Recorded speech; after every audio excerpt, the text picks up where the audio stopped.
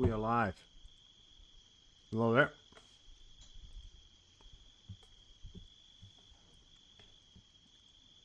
Sorry. Got so many stuff in my teeth there. We're good. How is everyone doing? Thank you so much for coming in. If you're coming in now,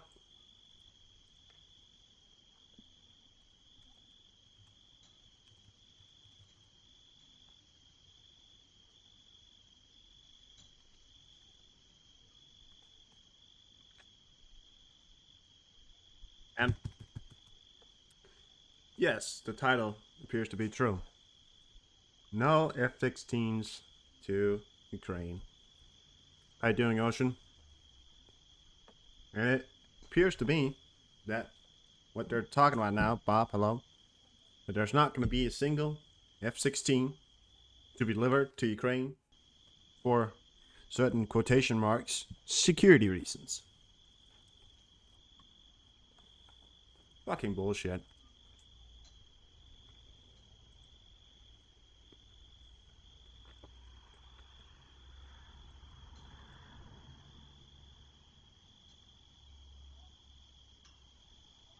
Now, although that does not mean Ukraine will not be receiving any more aviation help. Now, good message, thank you. Now, the idea behind that is, of course, we're going to see probably the delivery of more Cold War systems. Now, I believe the reason as to why Ukraine will not be, yes, it can be a bit annoying, the whole not getting those F-16, but I believe the reason why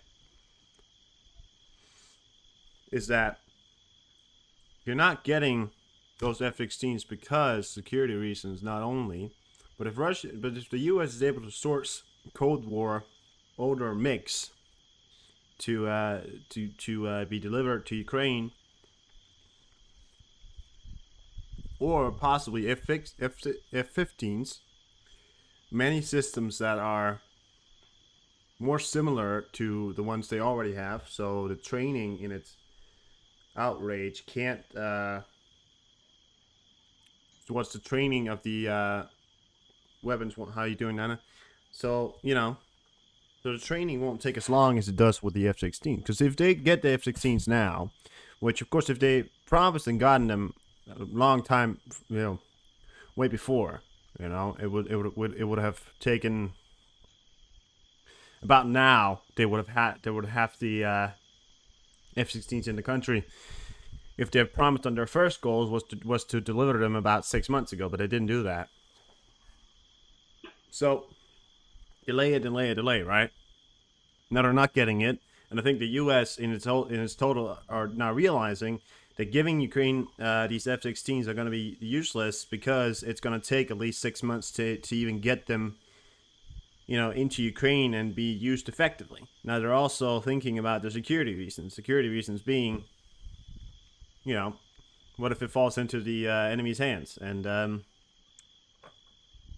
it's one of those like casual kind of things, that not delivering these systems because we're afraid to get into the hands of the Russians or the Chinese.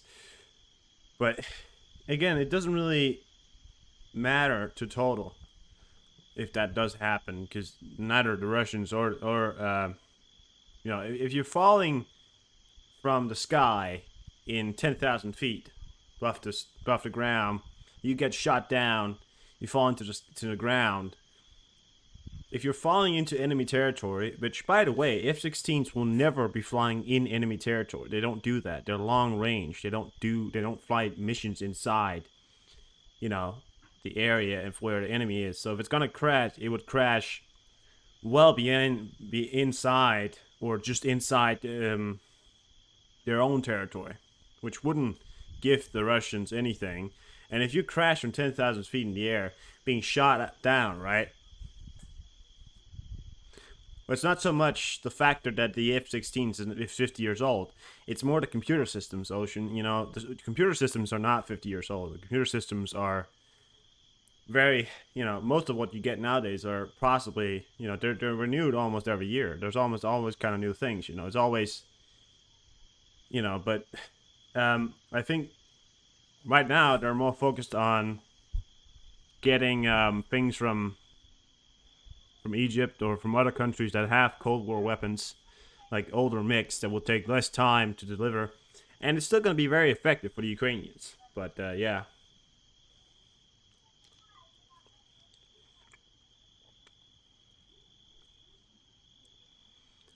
Well, I never think the Russians doesn't really have the upper hand. The Ukrainian Air Force have been able to, with their limited, by the way, with their limited force, and limited air power, have been able to keep off the Russians from gaining air power. And I want to point out that the Russians have about close to maybe 5 times as many planes as the Ukrainians did.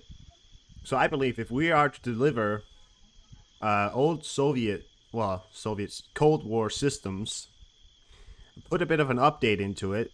What I don't get is why we're still sourcing these F-16s. Why not just take Cold War weapons or Cold War jets, buy it from Egypt, right? Egypt doesn't fucking give a shit. Just buy from Egypt, right? Put some newer systems in it. It doesn't have to be the newest, but just make them better. When you put them into the fucking war, and then you wouldn't even have to train them.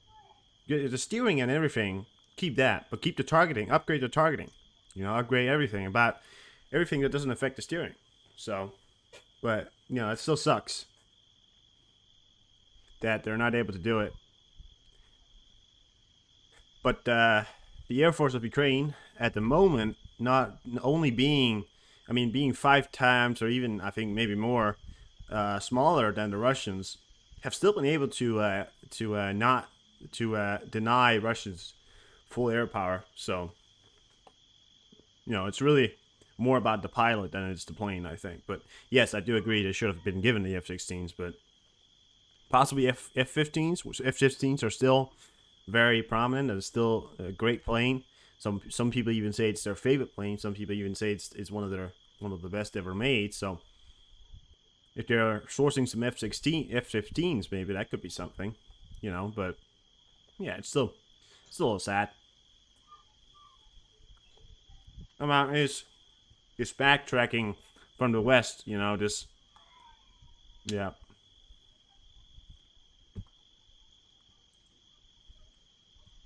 This stupid sort of backtracking, pushing out from the west.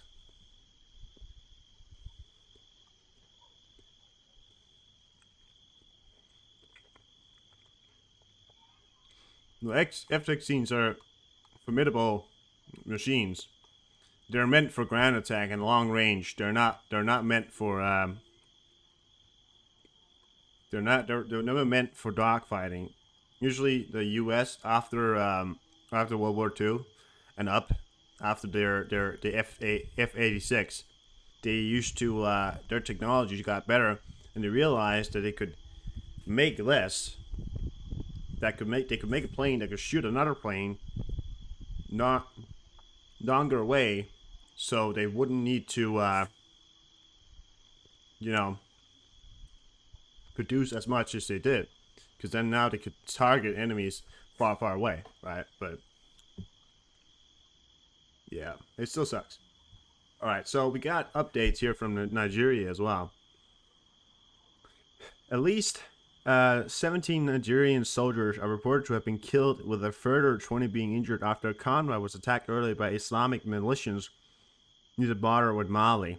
ECOWAS has since condemned the attack, but stated that they continue to call on the Minister of Junta to stand down and restore constitutional order so they can focus on the security of their country, which has declined since the coup.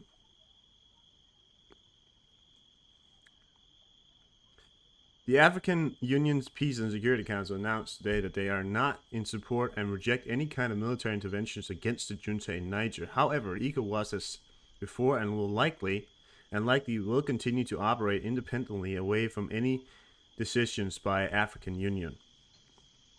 The president of Niger, Bola Ahmed Tinubu, announced today that he has spoken to officials from the Economic Community of the Central African State, ECO, there's so many names, X, Ikas, yeah, who have stated that they are in full support of the action taken by ECOWAS against the military junta in Niger. So there's a lot of countries going up. I mean, this is supposedly happening as we're speaking, right? Footage has been released to Russian sources. The shelling of Ukrainian forces in the northern part of lots of shelling these past few days.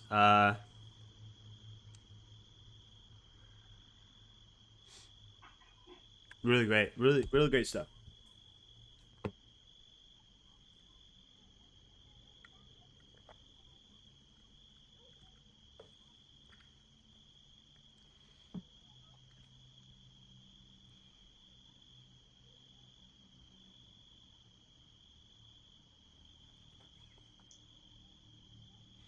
Nah, but the West, I mean, also fucking Stoltenberg.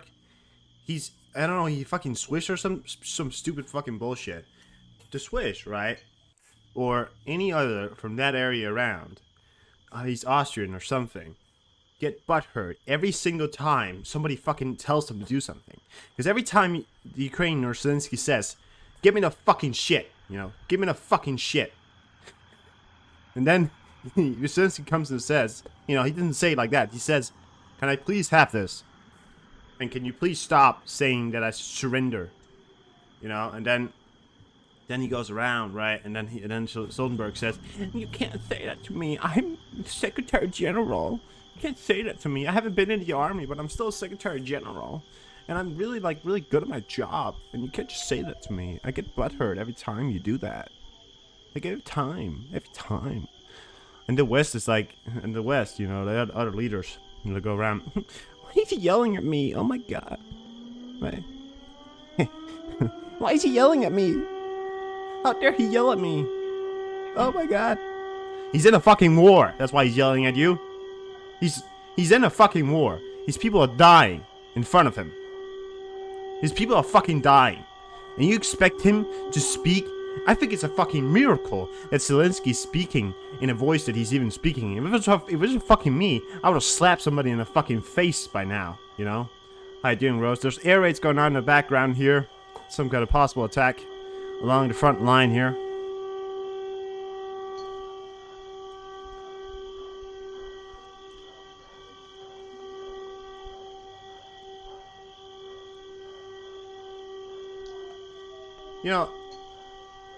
Churchill didn't exactly ask nice whenever he needed stuff. He just said, I need this fucking shit, and you give it to me now. Look at the attitude you gotta have. Zelensky's a nice guy, and he doesn't speak like that. But everybody says, he has to be more grateful. He has to be more grateful for what we have done. He's in a fucking war.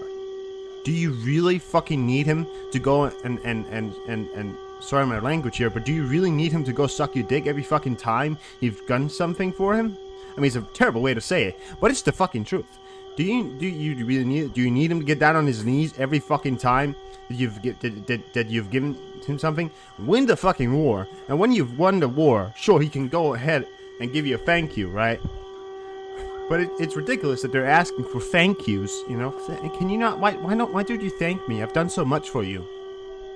You haven't even done the factor, so I'm over with what I need to get over with. No.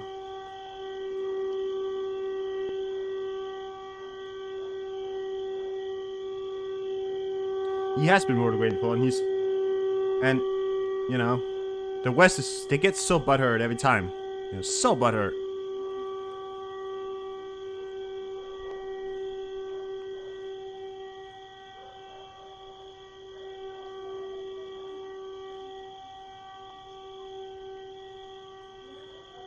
There's a terrible way to say it, but but it's true.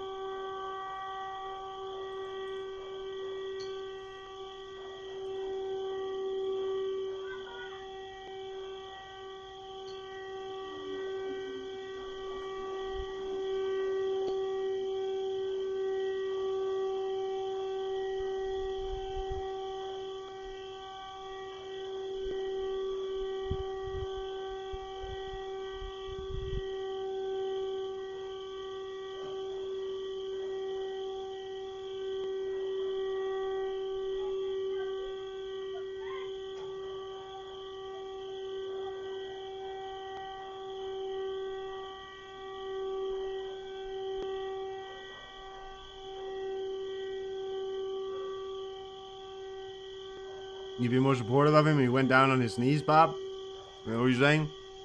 Went down on his knees, you'd be more supportive? Fair enough. Huh.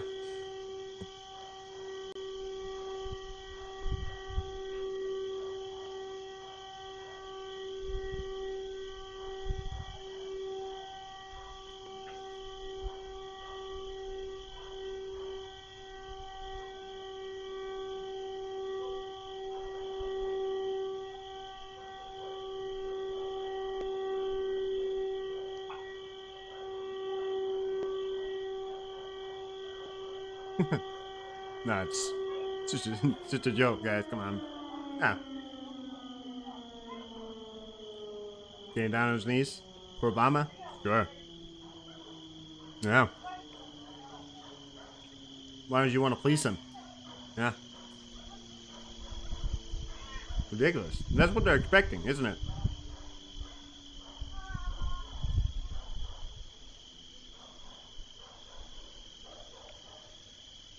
It's a guy like that came to me and he said, I'm sick and tired of your laziness. I'm trying to win a fucking war. You know? I say, okay, what do you need? Yeah, I need this. Alright, I get it. Because in all likelihood, the fucking implication is, would you rather want to live in a world that's dominated by Russians, or would you want to live in a world that's dominated by America? I'll choose America. Any day.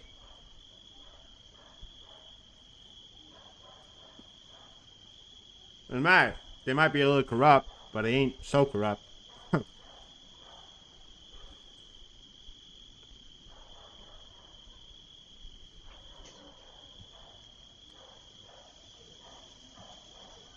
You guys want to see a video from the last time the Russians tried to invade Poland?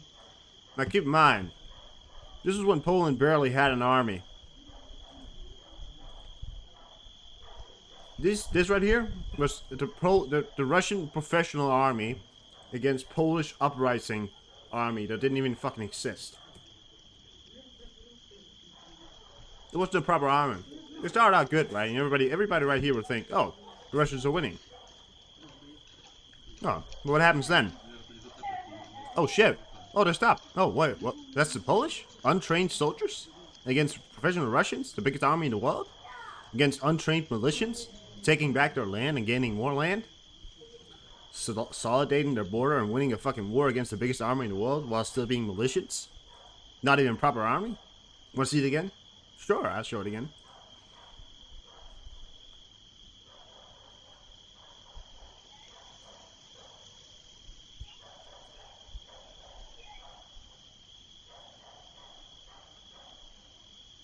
They never captured Warsaw? Why?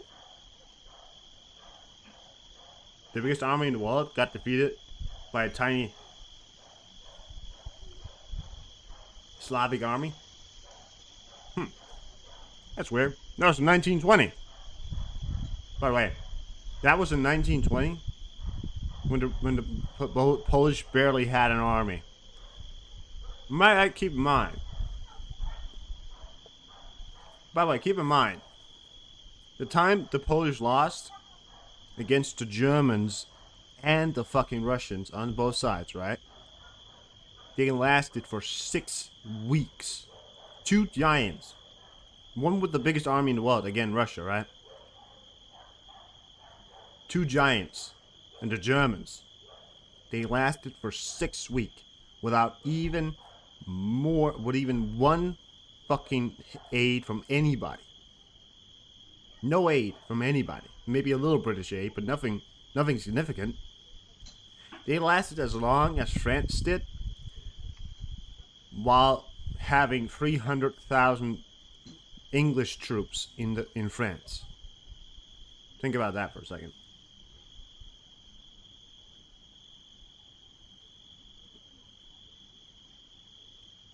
Help by first. Exactly, Ocean. No.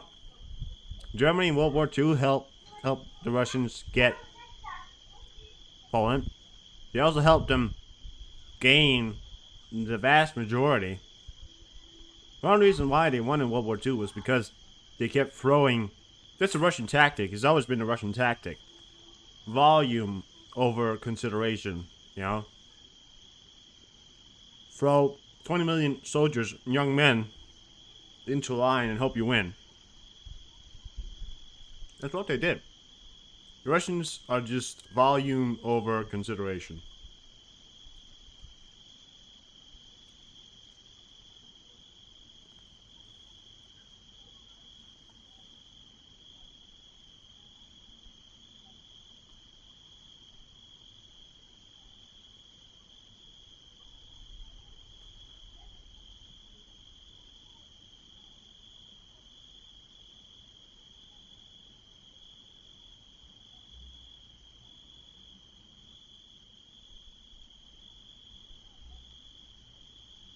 Finland, by the way, held out against the Russians on their own as well. Just want to say that.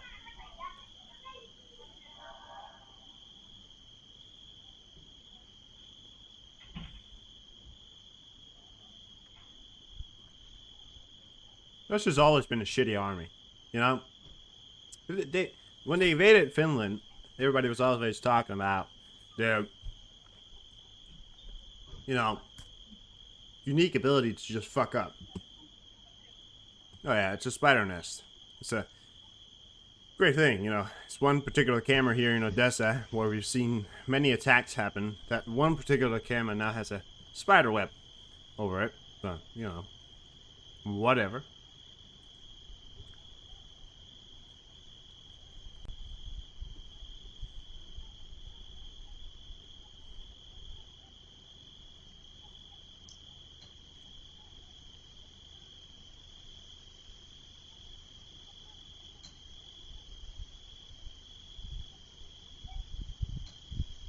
Oh.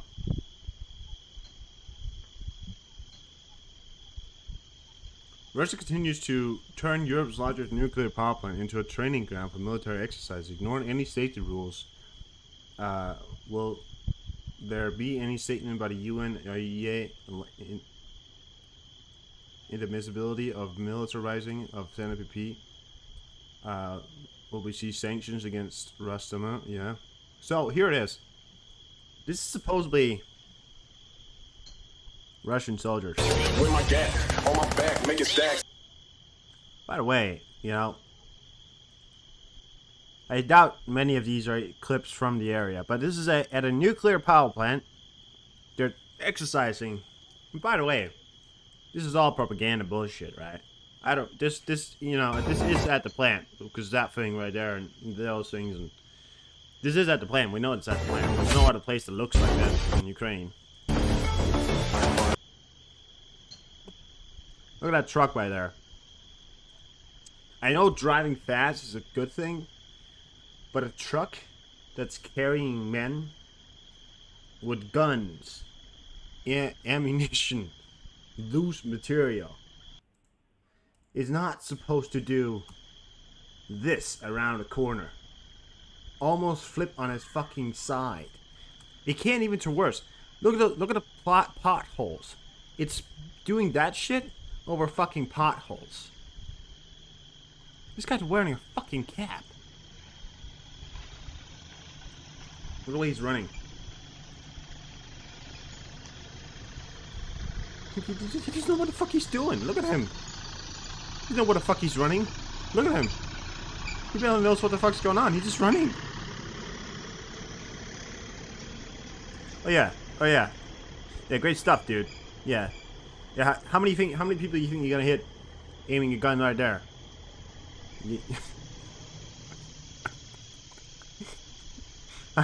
How many enemies do you think you can hit aiming your gun right there? There's a bush there, which limits your visibility. And there's a wall right here, which, by the way, when you shoot this, it's going to either bounce off this wall and over to the side, or it's going to just hit the fucking wall. Now, there's a bush in front of you. You can barely see shit. So I don't know what the fuck you're doing if you're training out your sights, but he's aiming into a fucking wall. Well, what are they doing there? Yes, that's a great precision. Yeah. That right there. That's actually the best I've seen for that. I mean, look at that. Yes, that's how you sit while holding a gun. That's, yeah. Yes, and move up, guys. Go to the place we know we had to. I've got you. I've got you. And if anybody comes around that corner where you're running to, and by the way, I have no idea if there's anybody coming there. I can't see around the corner. Point of me covering you is if I could see around the corner to be able to protect you. This motherfucker right here, if there's a Ukrainian just behind this rock, he's running with his gun down into a fucking ambush. What the fuck is he gonna do? Like, if there's enemies over here, sure. But where they're running along this road. What the fuck is gonna be, how is he gonna cover him if there's a guy behind this corner standing a few meters back with his gun ready, and this motherfucker running in with his gun down?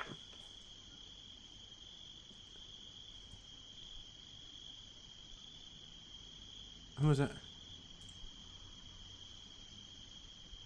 Like, yeah, sure. Yeah, get the car into gear, man. Yeah. Yeah, there's no life in stake, Yeah. That's the best thing you've seen yet. Those Russians, they take videos of things and they send it to the defense minister and says this is our training.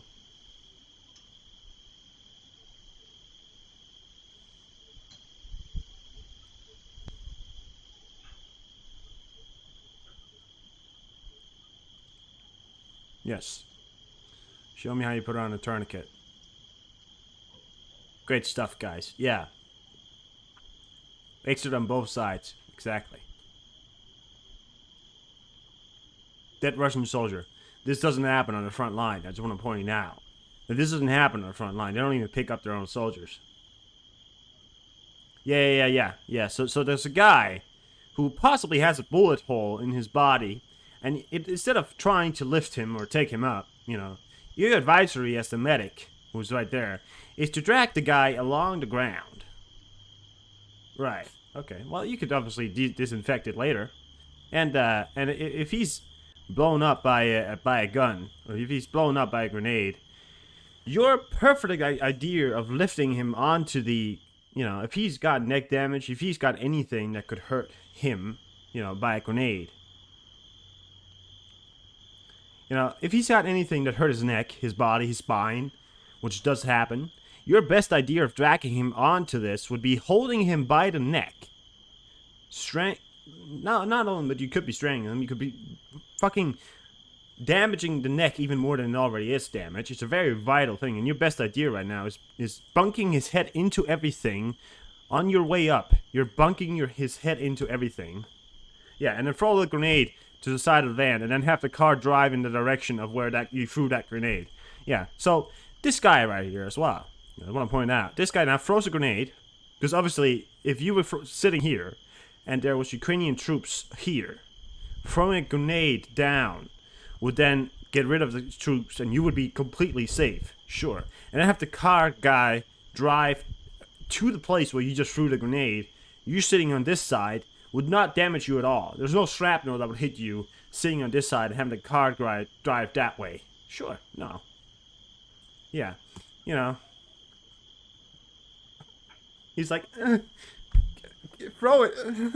I can't throw it.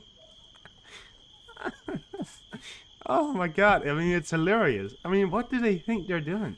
And everybody can see that they're exercising, right? Everybody's like, oh, they're exercising, they're doing great. You look into the video, nothing's fucking happening in the video. It's not exercising. And by the way, the stuff they're running around with, you don't run around with that stuff on the battlefield. That's only, if you're rich and you're able to buy good body armor nowadays, you may see one or two soldiers that actually has proper equipment. If you're poor as shit, you don't run around with shit, Yeah,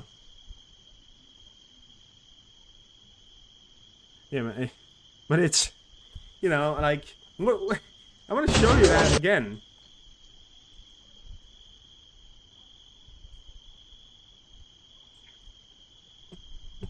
like,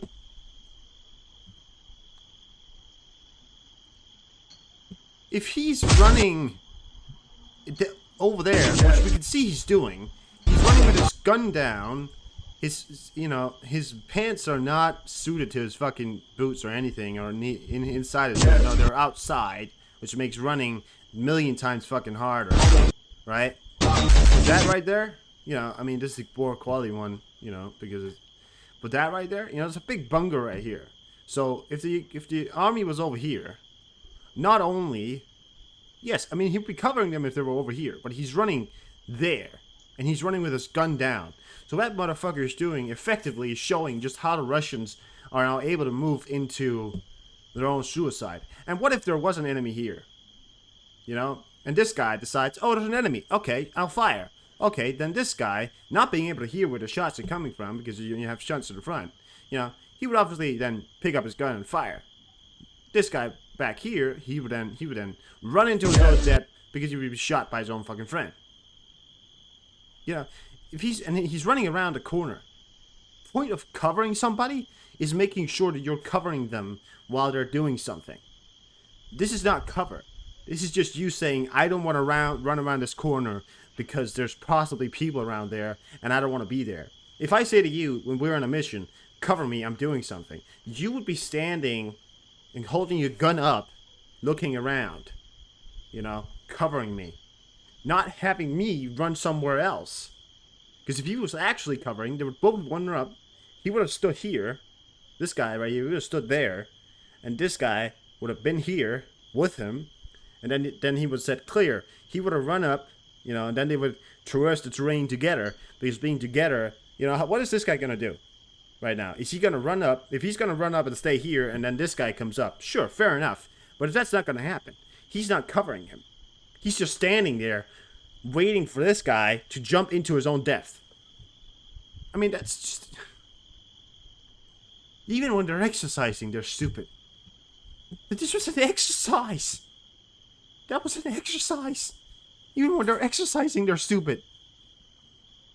There's nothing about that video that even looked remotely good, And this is, another picture here just to show the comparisons here. This is a Russian military parade from 2023. I think, yeah. The one Tu-34, I think, is a one M model, maybe. This one right here. And this was also a few days ago on the 15th. It was yesterday. This right here was from yesterday. This is in Poland. This is in Russia. Wow. What an amazing parade. One tank. No, you know what parade I want to see? I want to see that parade. Holy fucking shit. I mean... No, but am I wrong? Fucking... halfway through the fucking own mistakes. They're even fucking stupid.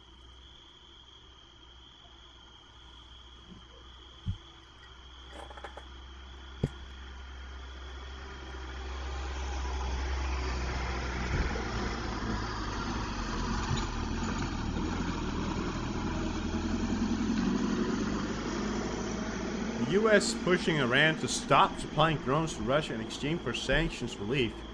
Oh my god. The final times have learned.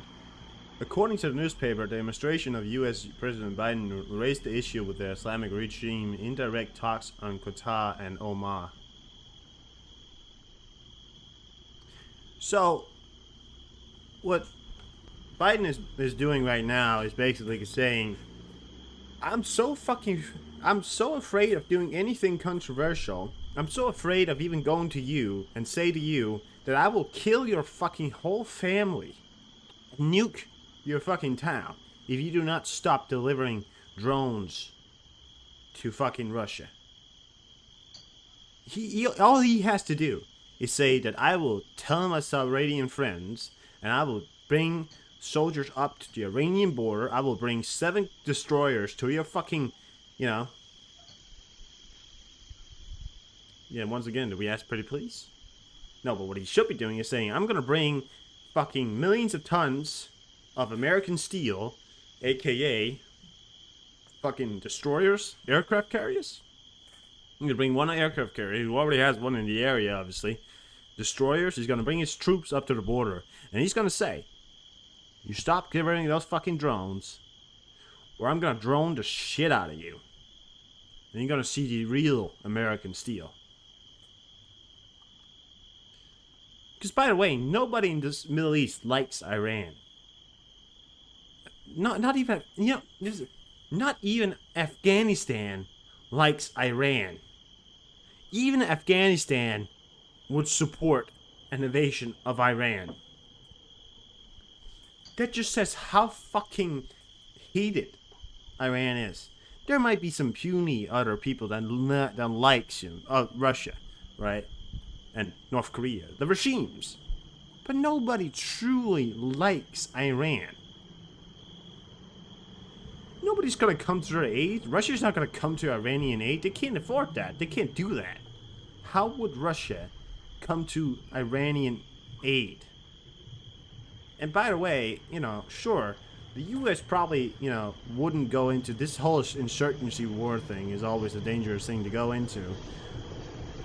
But they could say, we're gonna go in, send a squad, we're gonna take out your leader if you do not shut the fuck up, I wish, they would go back to some of their old roots. Be a little bit more tough. But I'll be honest, if you allow them to have the... I think if you take, USA and you say, we're going to probably go in, right? You could easily get Israel with their massive artillery systems and, well, somewhat big army. You could very easily get them to say, we're going to help you out. And that would be Israel, which is the most modern one of the armies in the Middle East. And the USA against Iran. Despite Iran being one of the biggest, armies and strongest, just technically one of the strongest armies in the Middle East, it wouldn't have a chance against Israel. And by the way, Israel's already attacked inside. They're already attacking Syria. Israel would be able to, alongside the U.S., will destroy Iran. And Afghanistan, you can even ask Afghanistan if they wanted to join up forces.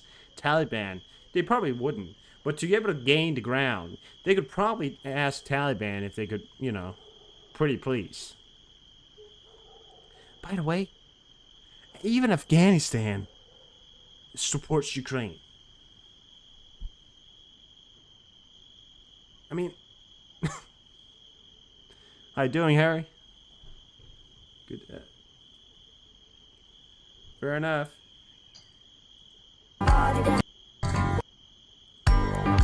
Oh, sorry.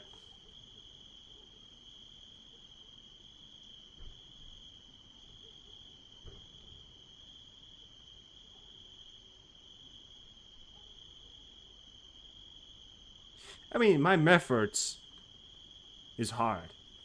I think that's a good reason why I'm not the guy ordering the strikes. But if it was stood to me, I wouldn't have launched an attack, but I would have shown up and I would have said, this is the fucking force that we have got, and this is what we could do to you.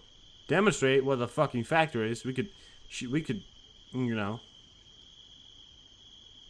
fuck you the fuck up.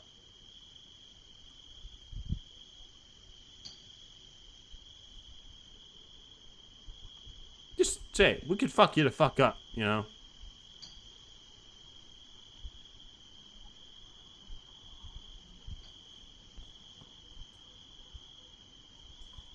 Would be very hard to tell somebody to send a lot of ships and then say we're gonna sink Iranian vessels if you don't stop sending drones to Russia. I think in reality, let's be real. Iran's not shit. The factor that we are now negotiating sanction reliefs. No, sanction reliefs are nothing. Sanction reliefs? No. No, we can't give away sanctions release. Then we'll open up the army. We'll open up them for actually producing. But going on, creating, then we would be open up the gates for them to create something that could be a threat to the other neighboring states. states, countries, not states. Well,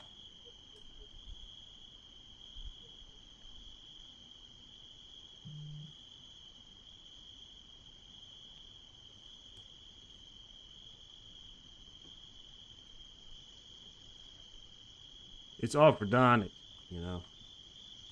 I mean, sure, there's more diplomatic options, but I feel like the whole lifting of sanctions, you know, it's a hard line. I wouldn't want to personally do it, but we'll we'll see what happens, right? We'll see what happens. Oh, was that explosions or was that wind right there? Felt like I heard something.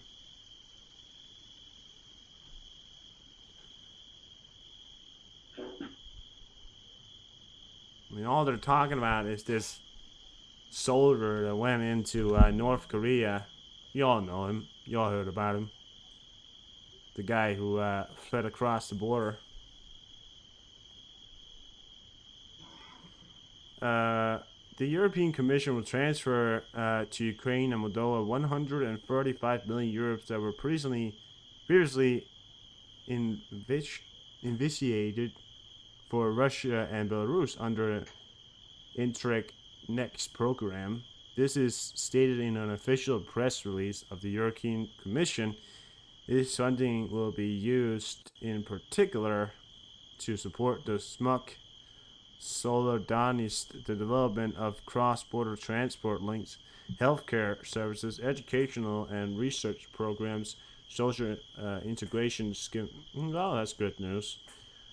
Well, the 135 million is not a lot for Ukraine. It's a lot for Moldova. So getting Moldova on the group, you know, that's certainly one thing. Wagner Group LLC was registered in Belarus, which will be engaged in educational activities. This is the stated in the United States Register of Legal Entities and Individual Entrepreneurs of Ministry of Justice of Belarus. The main activity of the company, other types of education which are not included in other groupings. The owner of the company is Maximum Petrov, a Russian citizen, of course. No, fucking oligarch or something like that, right? Praise the fucking Mary, right?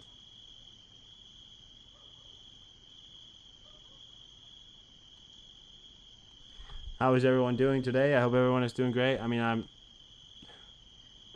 got a little pissed out the gate today with the whole no f-16 and the whole everything.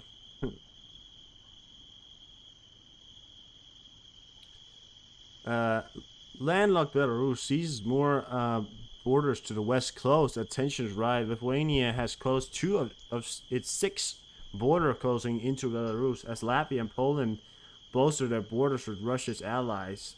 Thank you, say. Thank you. Close up Belarus. All you gotta do, if you strangle the Belarusian economy or anything like that for what, like month, 2 months, 3 months, they're gonna beg for you to open it up again. And what will you then say? You're gonna practice this. I know Joe Biden is not watching this, but neither is Poland. But if they then say, oh yeah, we'll open up the borders to give you some room for economic relief as well. Oh, but only if you do one thing. Yeah, you put Wagner out of your country and also take every single border and every single soldier except your border patrols away. You can have your border controls because obviously that's mandatory, and whatever. And then they also say, we'll close our border again if you send more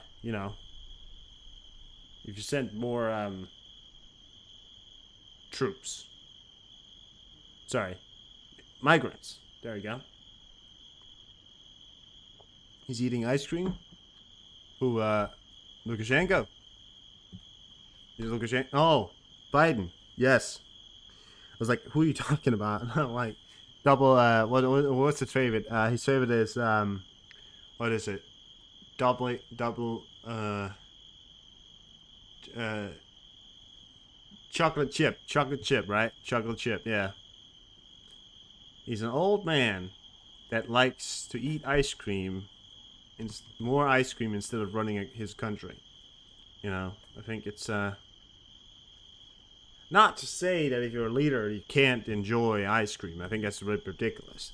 Of course, everybody who's a leader can enjoy ice cream. I'm just saying if you're focusing more on ice cream or sniffing people there. I'm just saying if you enjoy ice cream more than you enjoy running a government, maybe you should reconsider professions and open up an ice cream store. You know, I can already see it for me. Joey's Ice, or Bite Ice. You know, instead of biting, it's Bite Ice. Come on, that's pretty good. Bite Ice. Oh yeah. And his face on the front of it. Why didn't he just do that? What, you know? Honestly, open up a hair store. Honestly, I would have just wished for Biden to go around and say, you know what, I like ice cream a lot. I'm retiring. I got enough money. You know, I'll open up my own bite ice or Iden Bice or or Biden Ice or yeah, I can't really come up with anything.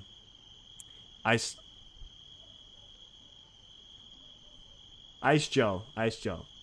Frost Biden, exactly. Yes, Frost Biden. Thank you. Yes, Frost Biden. Do that. You know, retire with a bit more money if it goes well, and then leave the leading of the country to those who somewhat know what they're doing.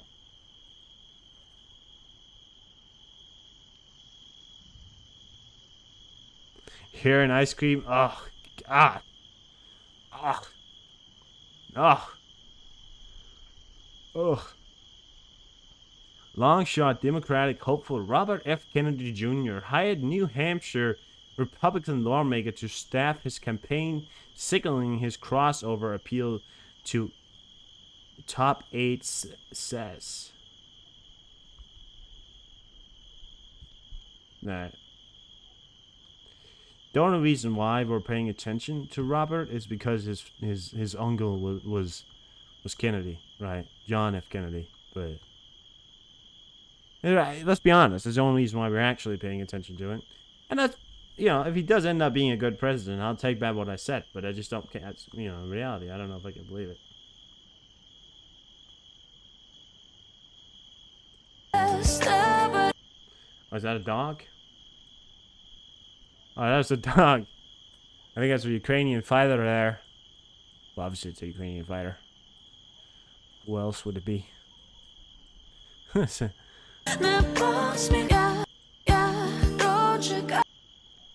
Alright. Everybody's happy when they return.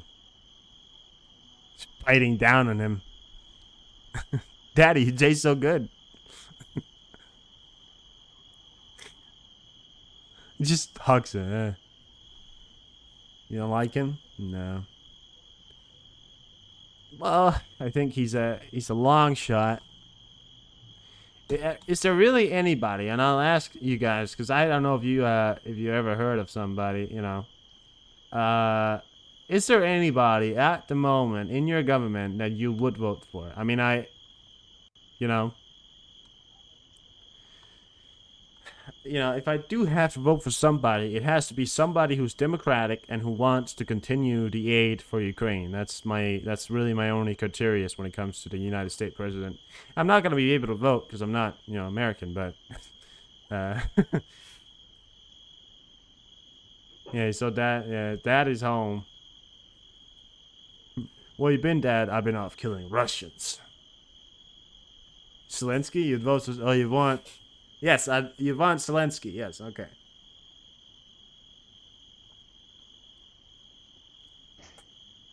My ice is gone.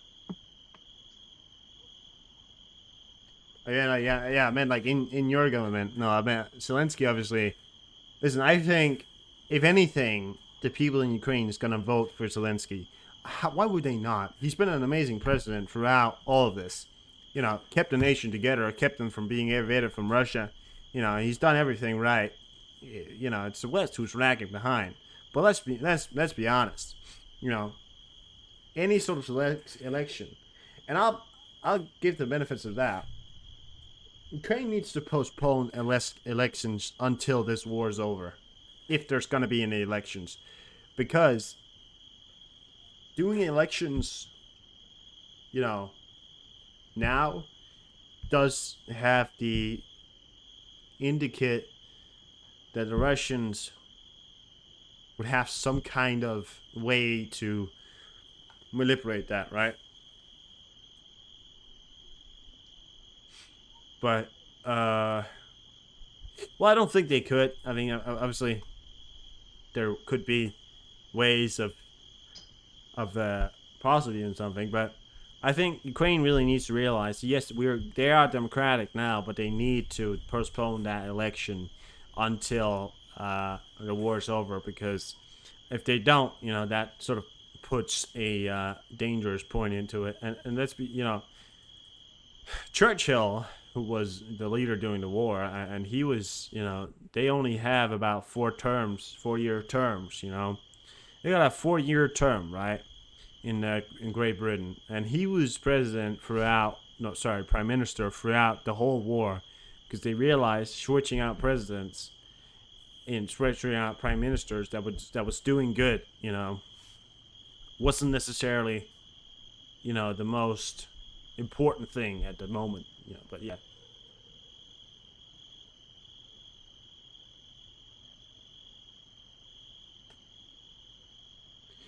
That's what I'm saying, was, you know, they should postpone the elections when it comes to it. If they want, obviously, after the war, if Zelensky wants to hold an election, so he could retire, or at least take a holiday. You know, I think if I if I was in power, right, and Zelensky won that war, I'd say I'd give him a holiday wherever the fuck he wanted to. You know, really, I mean, hey, you want to go here? Sure, I'll let you go there. I'll pay everything, like literally.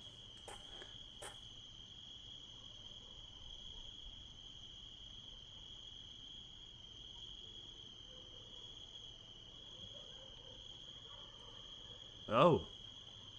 Insane footage from inside the Ukrainian HMMWV during combat. Thank to the American people, you Humvees saved the lives of our soldiers. Let's watch that. Cause why the fuck not?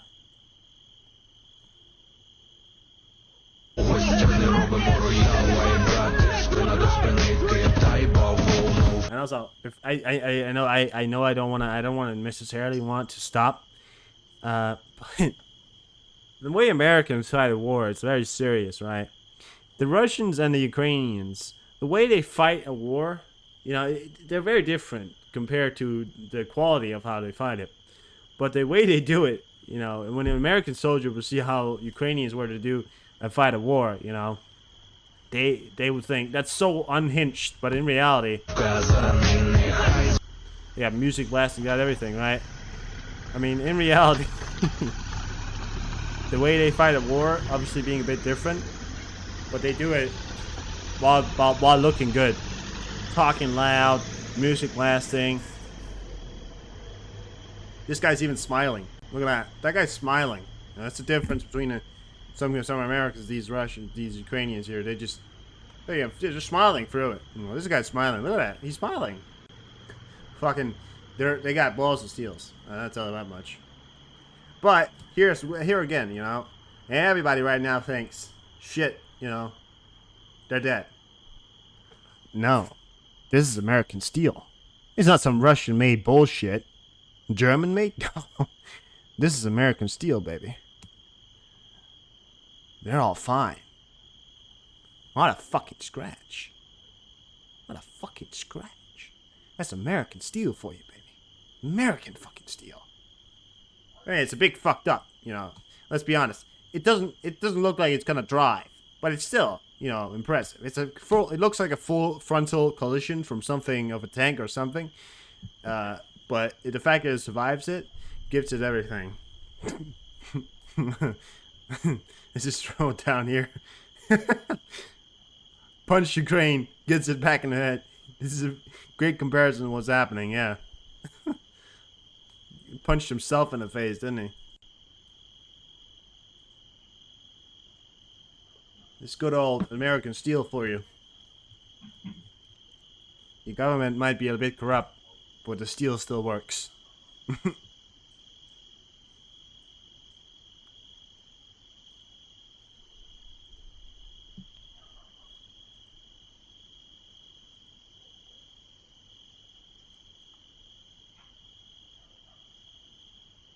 I actually think I read about the. I actually think I saw a video from the outside perspective of that, and I think the video where I saw it from showed the scenario of what happened there. But I read the caption and it did say a full frontal attack from I think a Russian tank, and it survived. You know. And also to point out, the Russians have made. Sorry, the USA has once fired a javelin fired from a tank, and that tank was an Abrams. They fired into another Abrams, and that wasn't exactly an Abrams right there, but to point out that Abrams once survived a full frontal collision from another Abrams. It just says just how fucking tough the Abrams are in reality, you know. I mean, at least I think that the Ukrainians are gonna get Abrams. I don't think they're gonna back down on that. Oh, hello. We got two. Yeah, we got two river joints. Oh, the bridge videos. Yes, my bad. Yeah, we have some images. So I just wanted to see if there's any interesting planes up. We got some P8s. We got, oh, a bomber. What's that going? Look at that. It's going outside the fucking port. It's going outside San Francisco. Sorry, not San Francisco. I meant to say, California. That's what I meant to say. Look at that. San Joe's. Got a B-52 bomber heading out of the U.S. right now. Exercise, possibly? And we got an E3. We got two E3s up. Few river joints. P8s. All over the fucking place.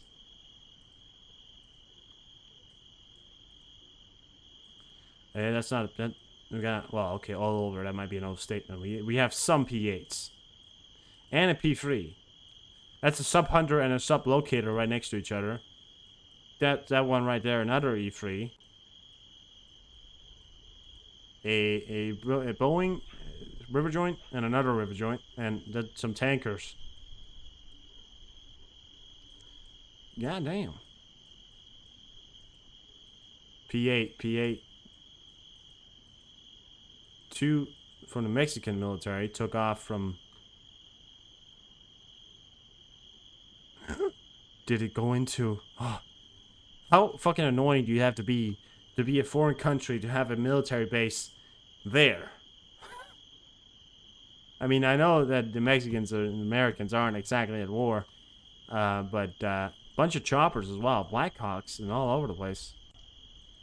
I mean, you know, exercise, very possibly, but I don't usually see a B-52 bomber heading out towards the sea. That's when you gotta somebody look at that. Has anybody heard anything about that? Is it going to Hawaii? Is it gonna be stationed somewhere possibly? I mean, it hasn't even done any loops or anything like it does. You know, it's sort of right now. It's just going straight forward.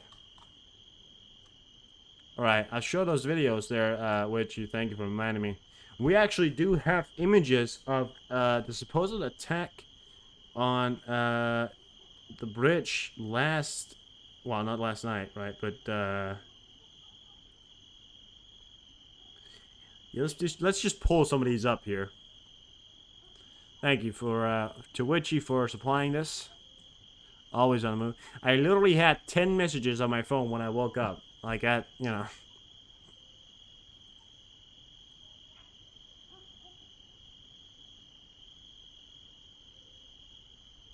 Yeah, I mean, that's what I'm saying, Ocean. It does happen, right? I mean, exercise or not, you know, it can happen. But this right here, supposedly, that right there, is supposed to be either a drone or a naval attack from those drones,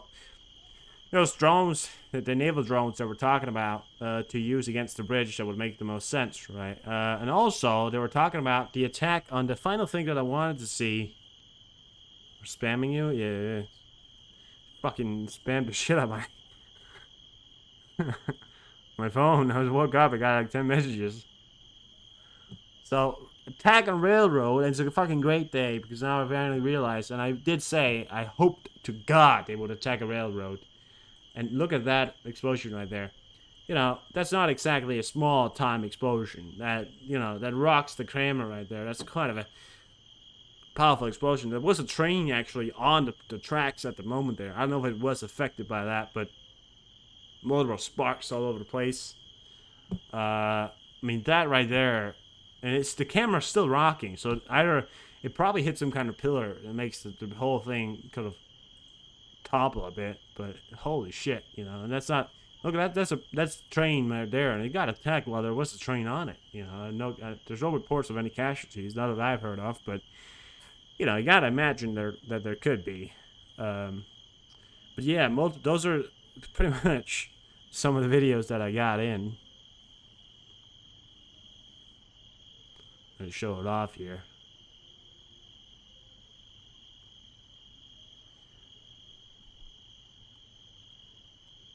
You know, this is, I think, yesterday. I think this is about... Yeah, this is about when I went to bed. And, yeah, this is about when I went to bed. And then... This is when I was sleeping. Right there. Oh yeah, the CNN also has some... strike a vital bridge that links Russia to occupied Crimea. Here we go. The weapons are remote controlled, and tonight, for the first time, you're going to see the video feed from that sea drone during the attack. I think Peyton Walsh got access to the footage. Here's his report. It's become the most beleaguered symbol of Russian occupation. This weekend, Moscow saying this incident was just a smokescreen foiling a Ukrainian attack on the $4 billion Kerch Bridge. The link between Russia... Billion. You have any idea? Oh, it's so good, Witchy. Without Witchy, we wouldn't have any of this coming out, you know?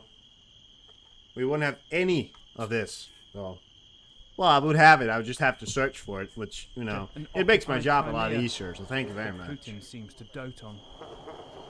Now CNN has obtained exclusive footage heralding a new way of warfare, of another early... Fast train. Wow. Devastating That's going Ukrainian fast. seaborne Can you see that? Guys, can you see it? I mean, it's going pretty fast, but I don't know if you guys can drone see strike it. there in July. From the Ukrainian security services, the SBU. It's Russian made, who by say the way, they did you it, know. and more will follow. Russian steel. This is exactly what the drone pilots saw. Thermal imagery. It is the water Russian. rippling as up to a ton of explosive approaches the bridge. A ton of The explosive. feed then obviously went dead as it hit the concrete. Russian officials said 2 civilians died in the attack. Cameras on the bridge captured the first blast on the road section. The cursor shows the drone Oh, moving there it in. is. I thought it was that one. And another on the railway tracks at Ooh, about the same time. yeah. It looks like a small, like, it literally looks like a small destroyer or a ship or something. You know, and it detonates down right underneath. Ukraine has been coy. It goes like upwards, you know. Some officials is the saying thing about these it. huge blasts are from, quote, unidentified floating objects. I love Ukraine's humor sometimes, because the Russians would usually go around parading their things, you know, that when they attack somebody, they would go around, they would say, oh, it was an unidentified object that hit Ukraine, and we have no responsibility about it. Well, Ukraine is now saying that was an unidentified Ahead of the object that hit Ukraine, that hit the Russian bridge. I mean, we fired it.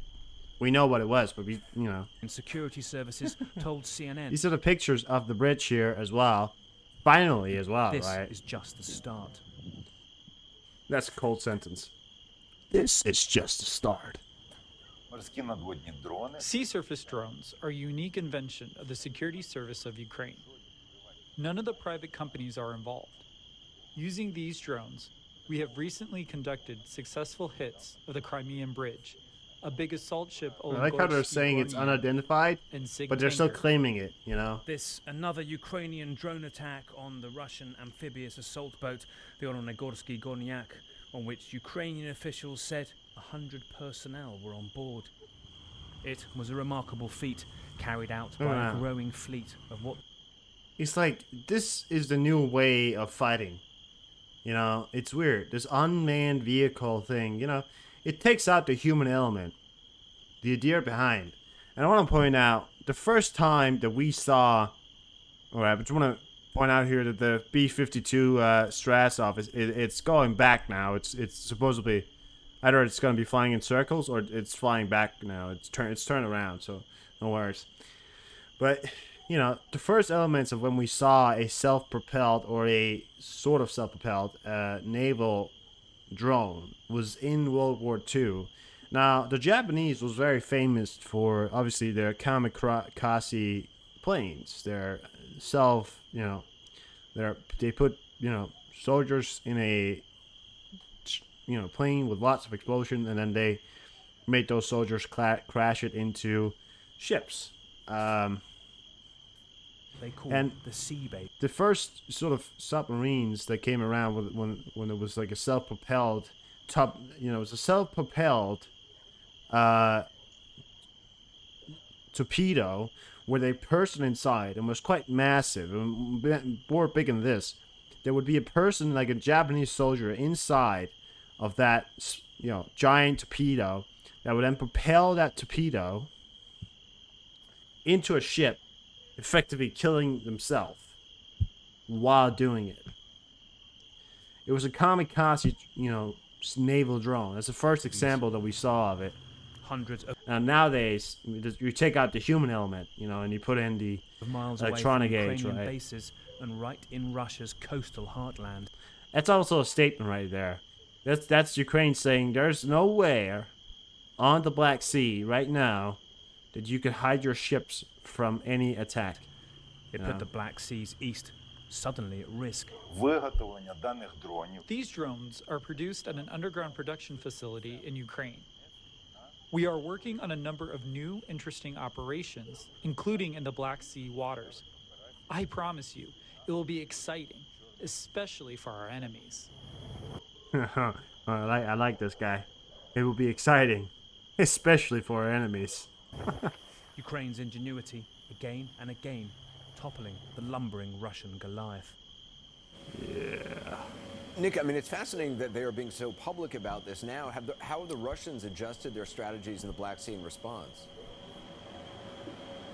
Yeah, well, we don't know a huge amount about what Russia can do to stop these drones with the significant payload that they do indeed carry. You saw at the beginning of that report how they're using smoke screens, it seemed, over the weekend around the Kerch Bridge, but then they were very explicit. They were worried about Ukraine-adapted missiles potentially hitting, so it's unclear what water level defenses they may have. We've also seen them earlier on this week using overt messaging to try and stop some of the grain shipments going through the Black Sea, taking a helicopter to sort of board a grain ship there as well. So they don't have any naval a variety of things. Certainly Moscow, I think, taken aback by the extraordinary reach of these drones and their explosive power. Remember, as you say, but just because the security services are talking about this publicly now might perhaps mean they feel comfortable enough in evading any potential Russian countermaneuvers, Anderson.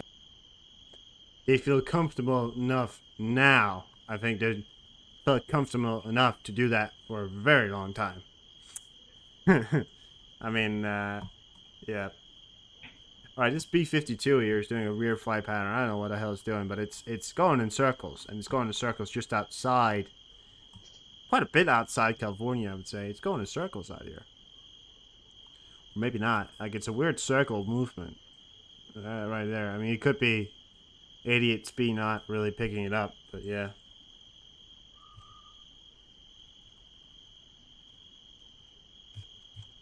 Oh, the Great Strait Bridge is still resting, still closed. Who would have thought, right?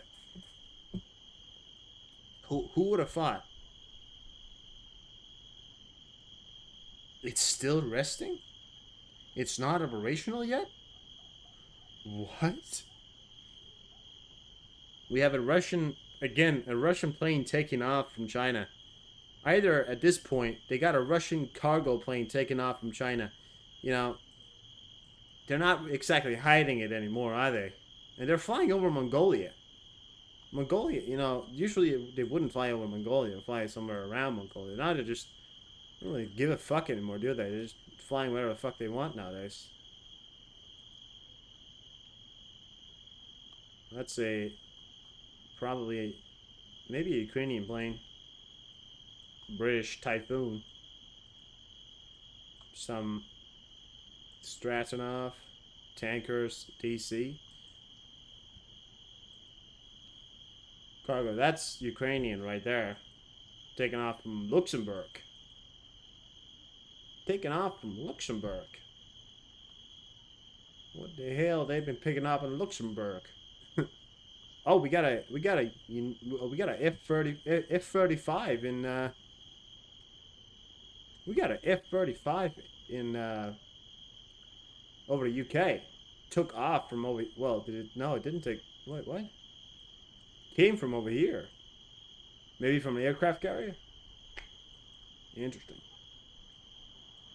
It's a boat ramp. Yes, it's the new Russian invention. It's actually pretty human. It's very impressive. But this is how the B-52 right now, guys. This is a bomber right here, 25,000 feet, doing circles outside Again, I was supposed to say San Francisco. I meant to say doing circles outside of California here, alongside a well, not alongside anymore, but it was there, an E3 right there, and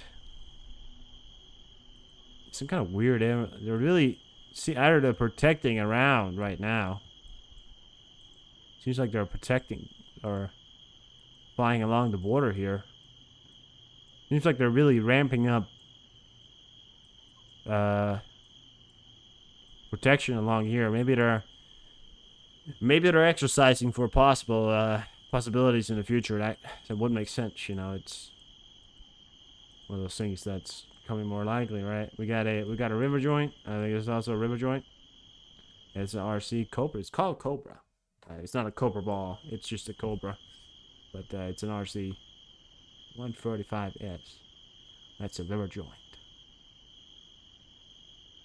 And yes, you can tell the difference. But these, you know, that's the river joint. They call RCs. RC.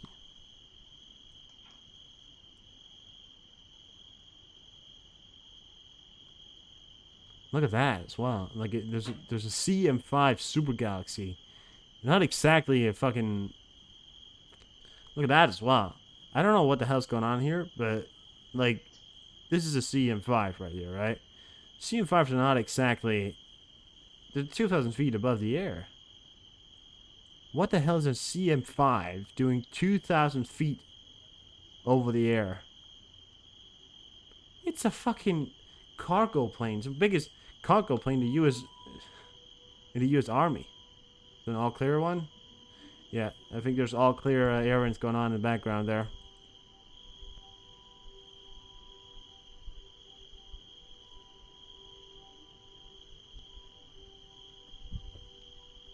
Fairfield? Fair enough. I mean, the only thing I'm just, you know why the hell it's doing this. Obviously it's going to be landing in Fairfield, right? But the hell is it doing? It's going around. It's a weird flight pattern, but are you doing sick? Probably some kind of exercise. It's got to be an exercise, right? I mean, this reeks exercise of some sort. But they're all converging around. So they're all like converging into California. You been by it? Fair enough. You heard anything about any exercises, Ocean? I have not heard anything. Obviously, I don't really monitor it, so I just assume.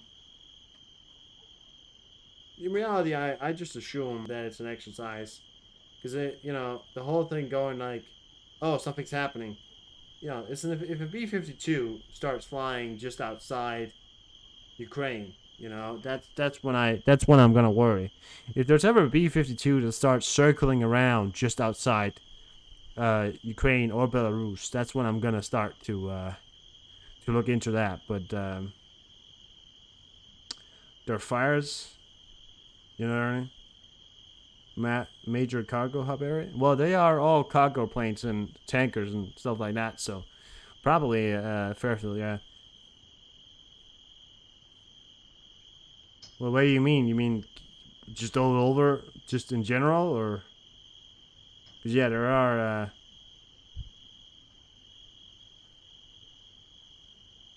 That was California, not Ukraine. I'm looking at California right now.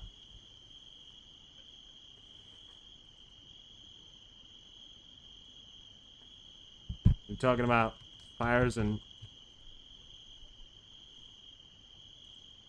You're talking about fires in Ukraine? Oh yeah, there are a lot of hot spots in Ukraine right now. It appears to be all on fire.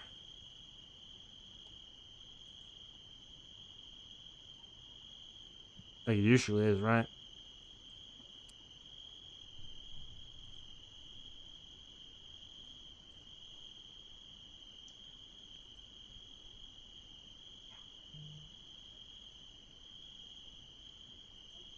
Wind patterns. There's 6 fires in California. Well, I mean those are cargo planes, so I don't think those are there because of the fires. But yeah, you don't fly a CM5 just because there's a fire. They don't really carry. I don't know. Do they? Do they assist in that? I don't think so. I mean, obviously they can carry a lot, but I don't know if they have any ability to actually put anything out. But yeah.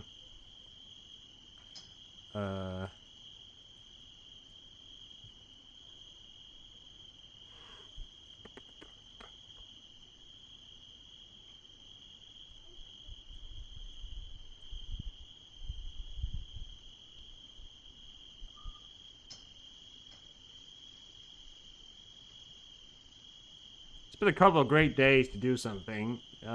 Wind coming in from Moscow, coming in over the Black Sea, over Romania, Bulgaria, Moldova, moving up Poland, Belarus, over the Baltics, then moving in over the north into Finland, Sweden, Norway, then down towards Denmark and it's around the UK. A little bit, no, well actually, yeah, a little, yeah, into UK and then over most parts of Europe. Perfect day to actually do something. I haven't heard anything about this NMPP other than we've just watched a hilarious video showcasing Russian training, but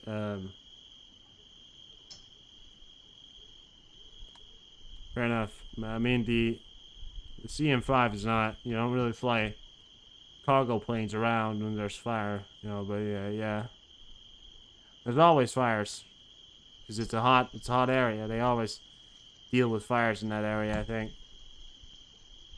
They like to deal with fires in that area. It's their hobby. Many hobbies. Shooting guns and dealing with fires. That's my life. You got it? Yeah.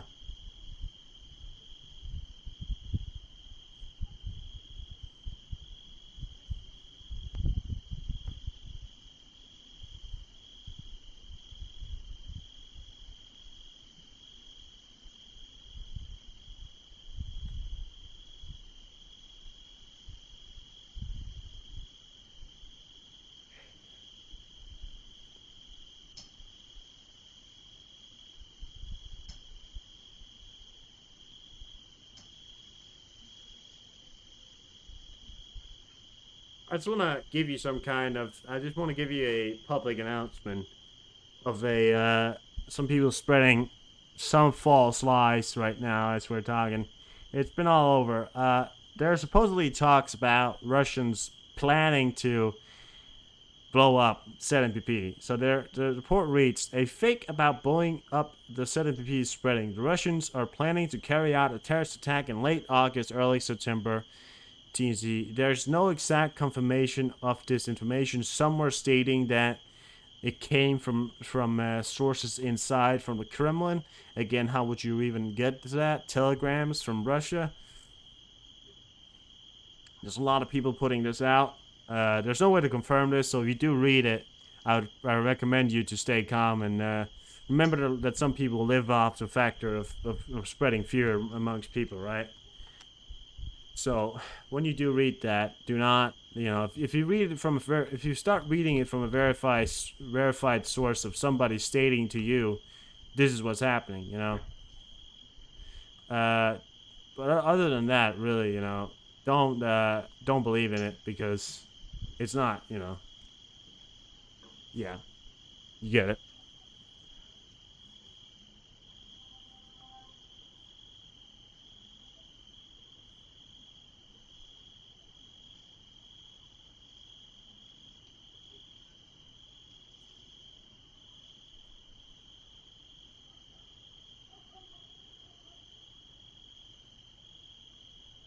Yeah, but the whole thing of like saying like, oh, it's the end of August or it's like the end of start of September, putting a time on something that only Putin knows, it's like finding a needle in a haystack, right? All right, so there's some Moist Defender here. This is actually a little bit interesting here. We got the U.S. Department of the Air Force announced that commercial aerospace startup Jet Zero has awarded a $235 million contract for producing a blended wings body demonstrator, which will be roughly the size of 200 to 250 passenger jumbo jet of a size. Not, I thought it was going to be like of 200 jets. I was like, Jesus Christ. And will be used in the research of fuel efficiency and large-scale military aircraft such as tankers and bombers, which is promising to reduce fuel consumption by up to 50%. Wayne World, great stuff. The aircraft will be produced in conjunction with Northrop Grumman and scale compositors. Can't read that. I don't know. With a prototype expected to take flight in 2027. God damn. Look at that. You know, tell the United States military that they know how to build cool stuff.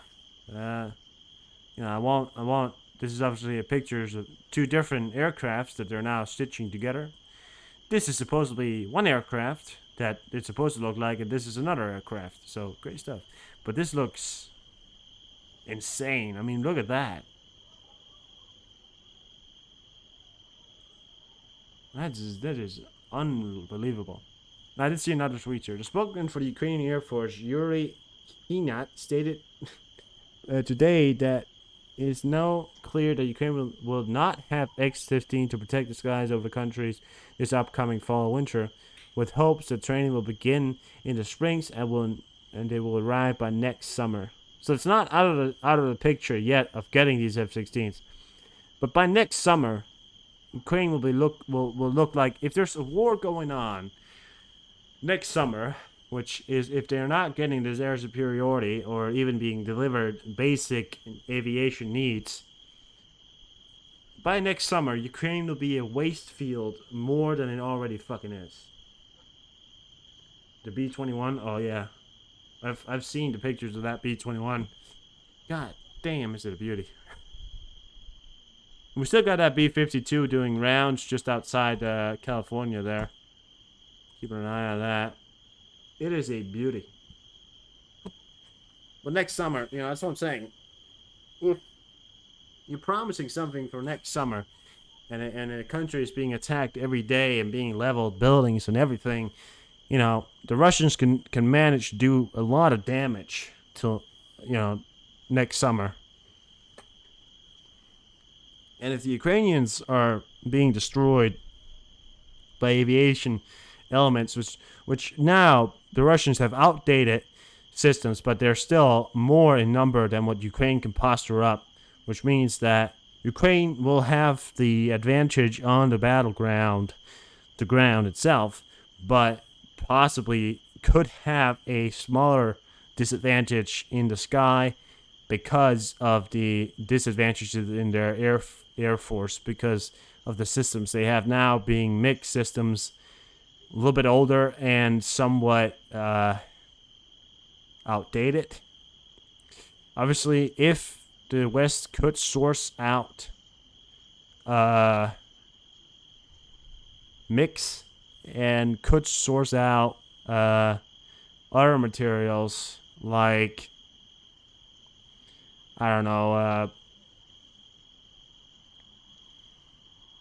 yeah, what else could they be sourcing out? Other mix from F-15s, maybe, or take some mix, re-renovate those mix, except the steering. That may only take a week or something to get those people ready, or even maybe just a tiny month or 2 weeks. Then they could be produced into the battlefield. So it doesn't mean that the Ukraine won't have aviation abilities, but it just means that Ukraine could very well lose a advantage in the sky that could bring about destruction that is on paramount compared to other things. And that's even the factor of the being that if you are a Ukrainian and obviously you want to keep up your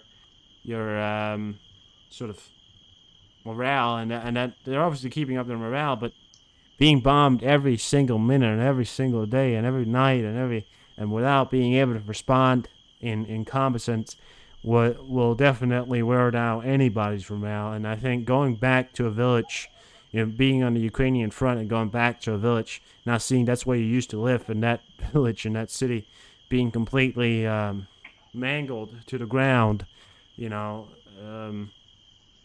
it has to understandably wear down soldiers' morale. And morale in a war is important.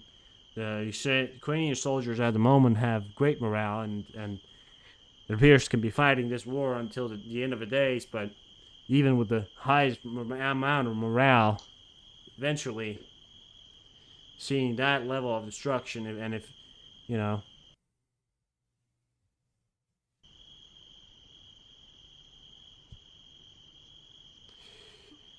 well, that's one way to look at it, Ocean, but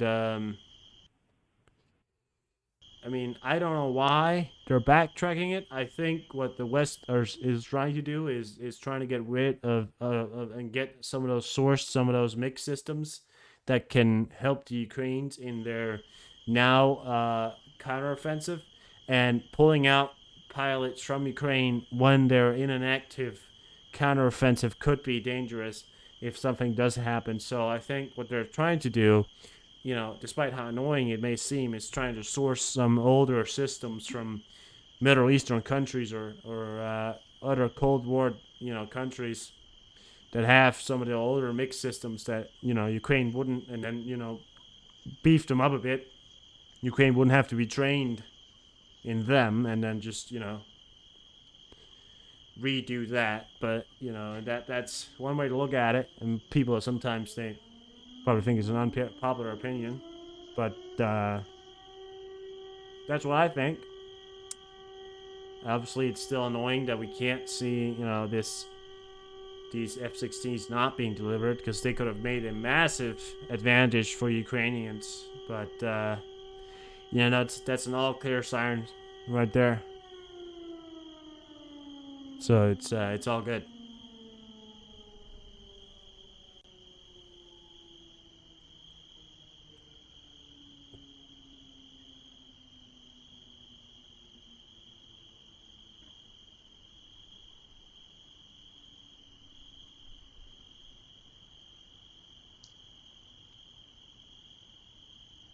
Trying to scare off that spider from that goddamn camera. Fucking get off the fucking camera, we'll shout in your ear.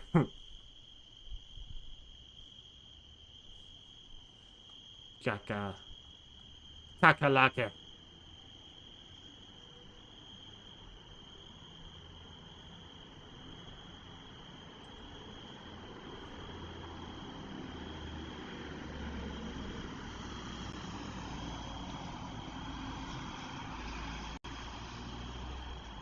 Strategically, it does make sense to source systems for Ukraine that they already know how to fly, so they could focus on their now advantage and trying to, when completing their offensive.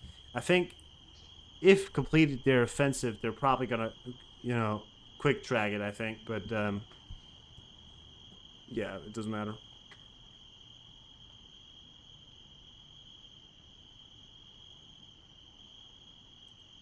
لفرات الخط الذهبي.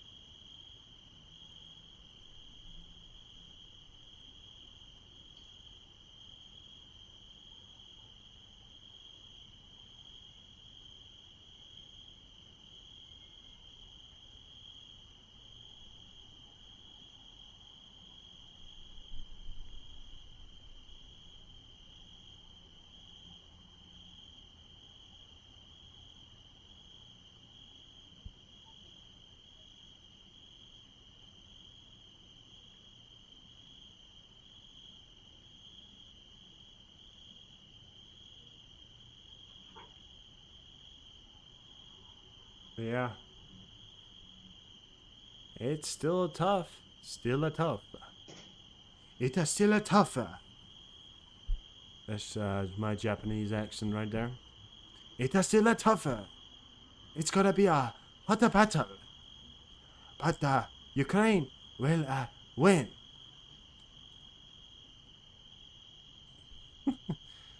It's great. I think it's a great action. I think it's great. I think it's great. Multiple. It's great. Awesome. Why? Can you answer me something, right? So Poland will continue to block the supply of Ukrainian grain after what? Poland will continue to block the supply of Ukrainian grain after some. What? Poland will what? Block the supply of grain.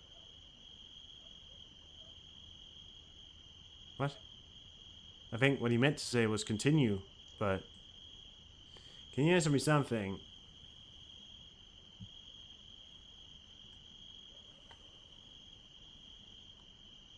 If I didn't have the war, yeah, I'd probably do some kind of history teaching things, but yeah, or I would be off some other place doing some other thing. I don't know. That's a hard thing. I don't know. Can you answer me something? Why is it that every leader ever, and why is it that they huck as if they are morbidly obese? And this is a weird way to say something, right? I get, is it not, no,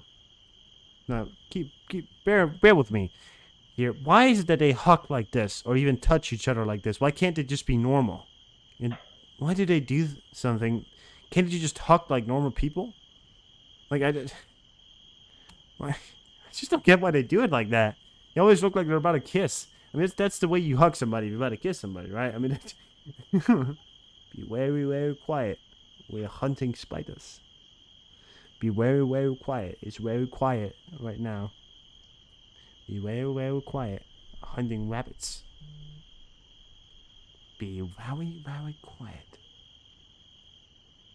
We are hunting Russians. I love the fact that he does it like that. I just don't get why they can't just hug. Because it's a big club and we aren't in it. Fair enough.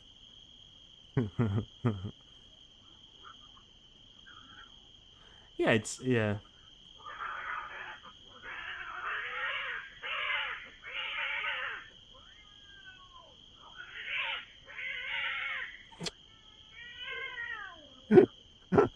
A cat fighting. It's two cats. This Ukrainian cat just spotted a Russian cat. You come to my country. You invade my country. And you think you can rock on my streets? No. That's the Ukrainian spirit right there, in incorporated inside a cat. You think you can walk on my streets? Into my country? Invade my country? No. I will kill you. But yeah, I mean, if I was doing something else, I'd probably do some kind of like outside or history, yeah, something like that. I don't know.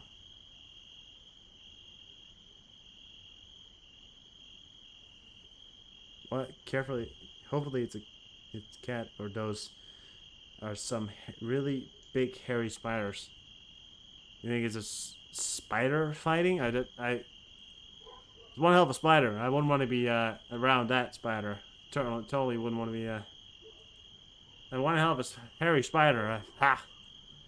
Make me fucking puke if I was to see that one. Jesus Christ. One hell of a spider.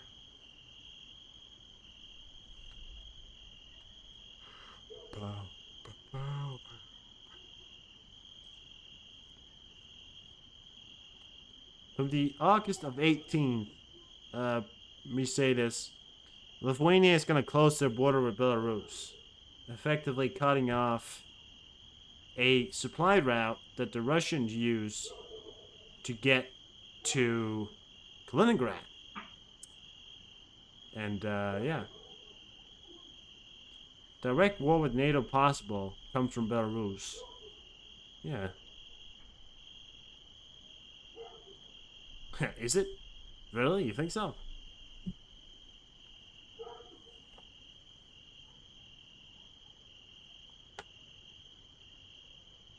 Buy a GoPro and walk around? No, it's, yeah.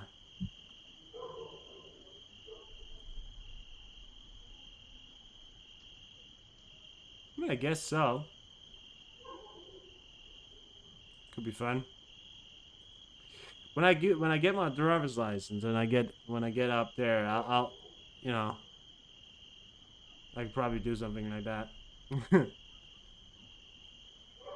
Oh, okay, so it's all of them. In a rare event, Poland, together with Lithuania and Latvia, is considering closing all borders crossing with Belarus and continues provocation on strategic, important triangle border region of NATO's eastern flank. 300 NATO soldiers in combat readiness.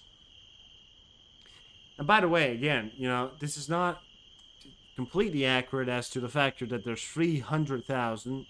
In the area, there may be close to that number. But if 300,000 is true, right? There, I believe, to be a force of maybe 60,000. I don't think it's completely 300,000. I'm not really sure if it's 300,000, but it may be 300,000. If it is 300,000, let's take that number into account, right? That would be 300,000 combat-trained, NATO-equipped soldiers that are in readiness, that has been doing exercises on our tip-top of the cream of the top soldiers, alongside Polish systems, American systems, well, newly made NATO, German, and Polish troops. Just to point out the obvious here, you are then wanting to launch an invasion from Belarus with maybe 10,000 Wagner soldiers and a smaller force of Belarusian soldiers that are wearing 1950 gear, and you want to launch an invasion inside the weakest point of NATO's point, which is the border of where they will, the Swarovski Gap is where they will fight the hardest for. Yeah, not fucking happening, Belarus. You can't take on NATO. Why the fuck is it that Belarus thinks it can take on NATO? Of all fucking countries you could take on NATO? No. Oh my god. Small brown skin with it. It's Minsk. This is in Belarus. Sick. This is Minsk in Belarus. Here's the next month. We don't have that.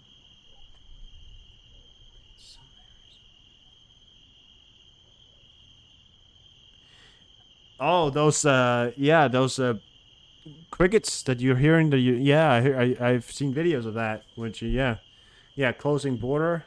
Yeah, they're considering closing the border. Actually, they've been thinking about it, and there was an official statement that Lithuania was to officially close their border with Belarus on the 18th, which also is an important route for the Russians to get stuff through Belarus and inside Lithuania, inside Kaliningrad, and it's already been a no-go for Lithuania to close that route. And if they're now officially closing it, that's a no-go for Russia. But this whole like red line no-go thing, it's like, oh no, Russian red line, oh no, oh no, oh no, I'm so scared. Russian red line, oh no, oh, oh my goodness, no, no, yeah, no, no. Oh, dude, look, Ocean, take a look at this shit right here. There is no, we got fucking what we got. We got C5s. We have Douglas. We got an E6 in the area as well. We got back here. We have tankers, and we got our good old trusty B-52 bomber. We got as well right there. We got our fucking river joints. What happened in California? Take a look at that. Russian red lines is invisible. Exactly. That doesn't exist. It's a fucking hoax. River joints. Oh God. Posturing up. And there was another E3 in the area around here. It may have landed since then. Hallelujah.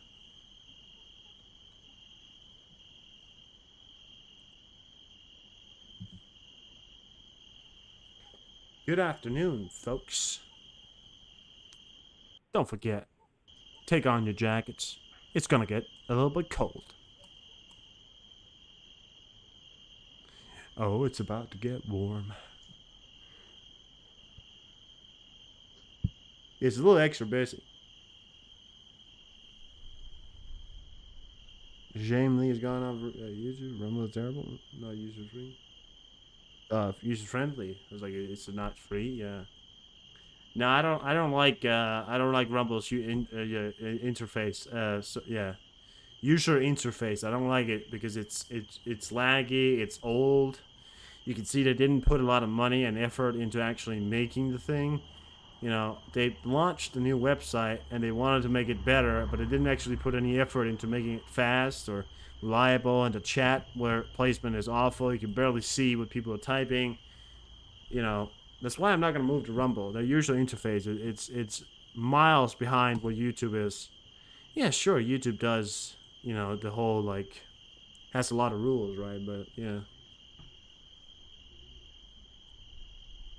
Do I see this spilling out of Ukraine soon then?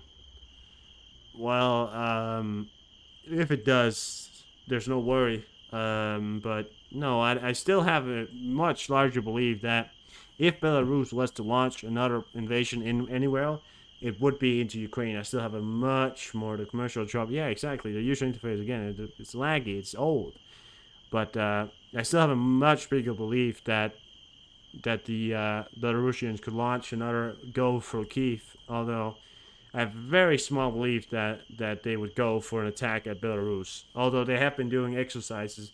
I don't know, Nick. And it could happen. It could not happen. But. It's really up to time. There is still a Chinese DM, a defense minister, in Russia or Belarus at the moment. So, point that out as well. There's not, at the moment, I don't believe that there's anything really to worry about. But, as we're seeing, if we're seeing all this happening at the moment here, so, who knows, right? Of course, the Minister of Defense Belarus also stating, a direct war with NATO is now possible is also another thing. Lithuania took a hostile step by closing 2 checkpoints on the border with Belarus. So what they're already doing, they already have closed borders. they've already closed some borders, right? And they're considering closing it all. But this whole thing of NATO and Belarus saying you're taking a hostile step, closing borders. No, we're taking safety measurements because you're being a fucking idiot, right? I wouldn't be worried about China, Nick. I really would not be worried about China. The only problem with China is that they can produce a lot in a. The only problem with China is that it can produce a lot. Their tanks, their weapons and all that is complete shit. Chinese made bullshit. I mean, yeah, it's got a superpower, it's got money, but it can produce a lot. That's the only problem with it. It can have the tanks rolling off the conveyor belt, and it makes its own microchips. But small sanctions from the West would completely topple off China. It's really like I'm just pointing out that the factor is like really it's not. Yeah, there's their power, but Chinese made stuff is not predominantly good made. By the way, the tires that blew up on the Russian tanks that basically blew up because there was potholes was Chinese made tires.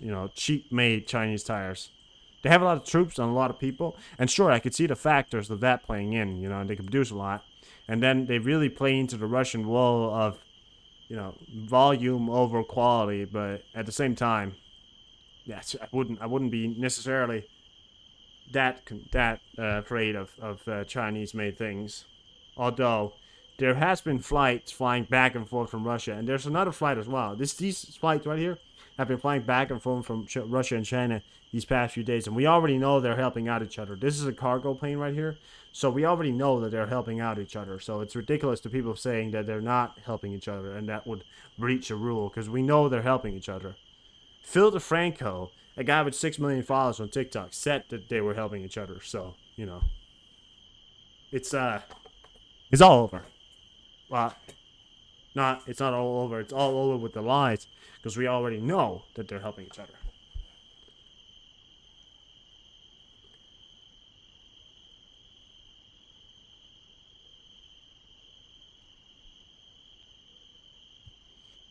It is all coming in. This is 9 hours ago as well. But Lithuania closes 2 Belarus border crossings.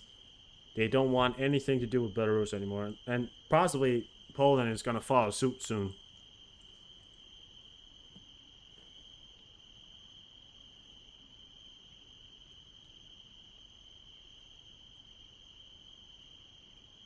I certainly see...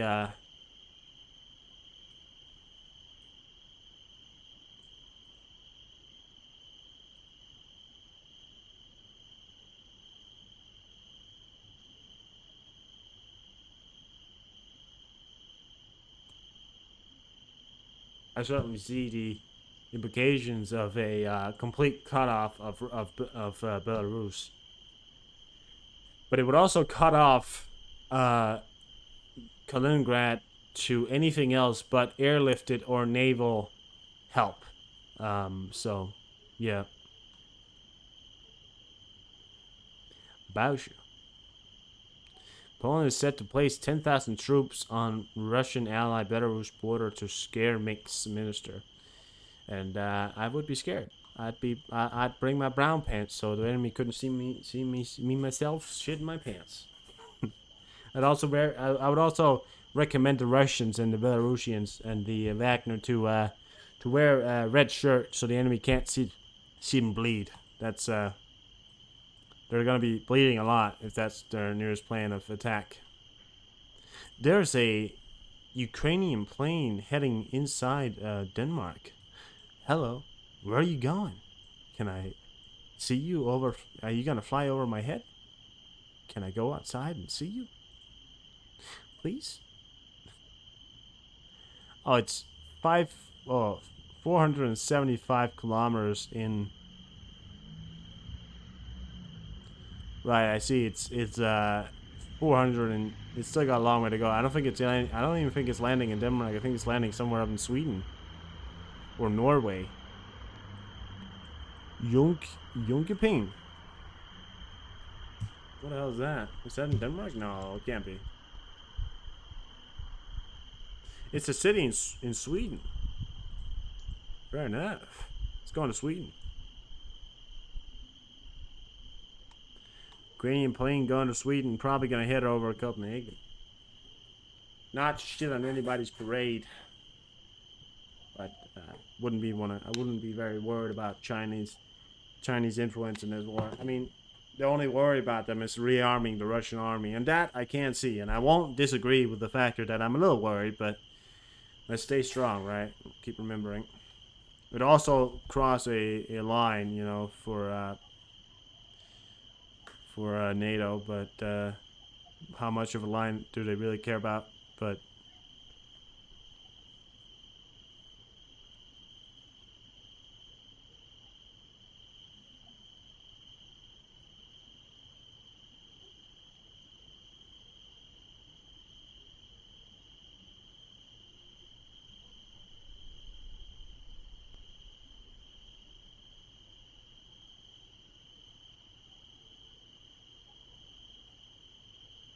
it's amazing.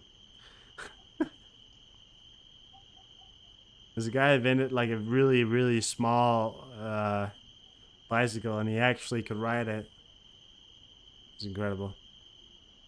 Obese baby? More like had too much to eat. No.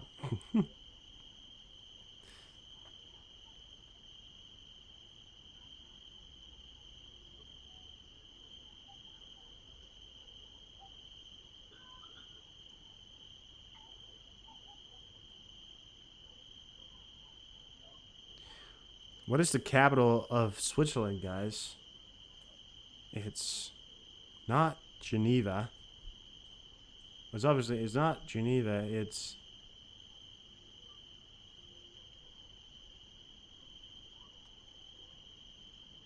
is it Geneva? Wait. No, it's Bern. Yeah, there it is. Bern. It's a Bern. That's what it is. It's Bern.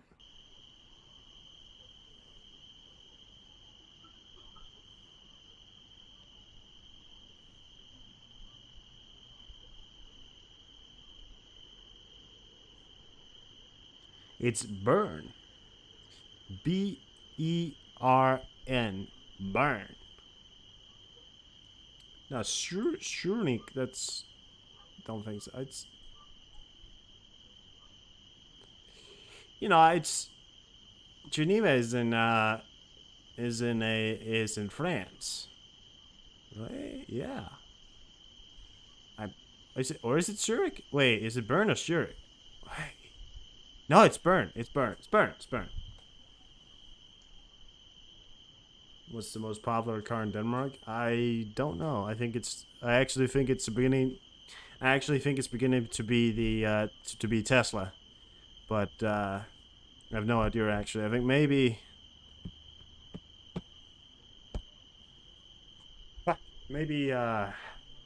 what's the name of it? Volkswagen or Mercedes or BMWs or stuff like that. But Tesla is very unique in Denmark. It's very widespread. But it's also, I mean, there's multiple different car brands. I think among them is definitely Volkswagen, Mercedes, BMWs, very very widely used cars. So yeah. Sahara. Okay, guys. What is the largest desert in the world? Is it the Sahara Desert, the Antarctic Desert, the Polar Desert, or the Arabian Desert? Now, I'll help you out here. Only one of them is actually a real desert. What do you guys think it is? I'm going for... Now, you would think... Now, to yourself right now, if you were to actually think, right, between... I'll give you the options here. If between the Sahara Desert and the Antarctic Desert, which one would you think is the biggest one?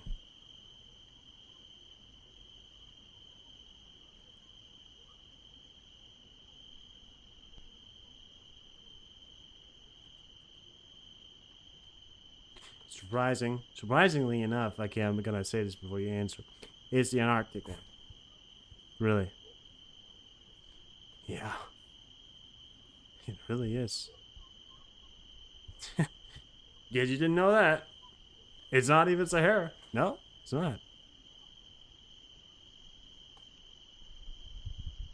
Is it? Wait. Nah, it's...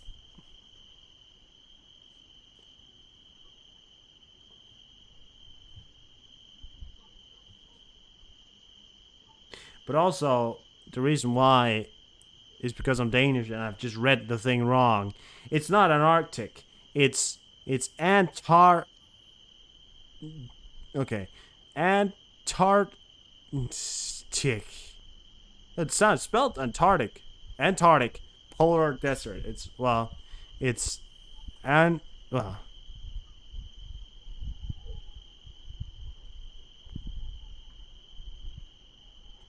Antarctica has a what? I'm confused. I don't even why. I have no idea. I just read up a question and I thought, did I read it right or wrong? Now I don't know. I think I read it right. It's Antarctic, but it's not spelled Antarctic, it's spelled Antarctica. Yeah, Antarctica. Or Antarctica. Polar desert. Yeah. Antarctica. It's Antarctica. What? Wait. Wait, how do you spell it? 1 second. Oh, no, I spelled it wrong here on the front page, right?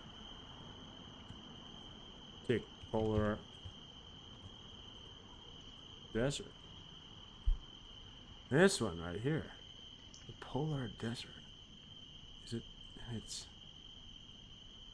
It's in Antarctica. So I'm reading it right, you know. I'm reading it right.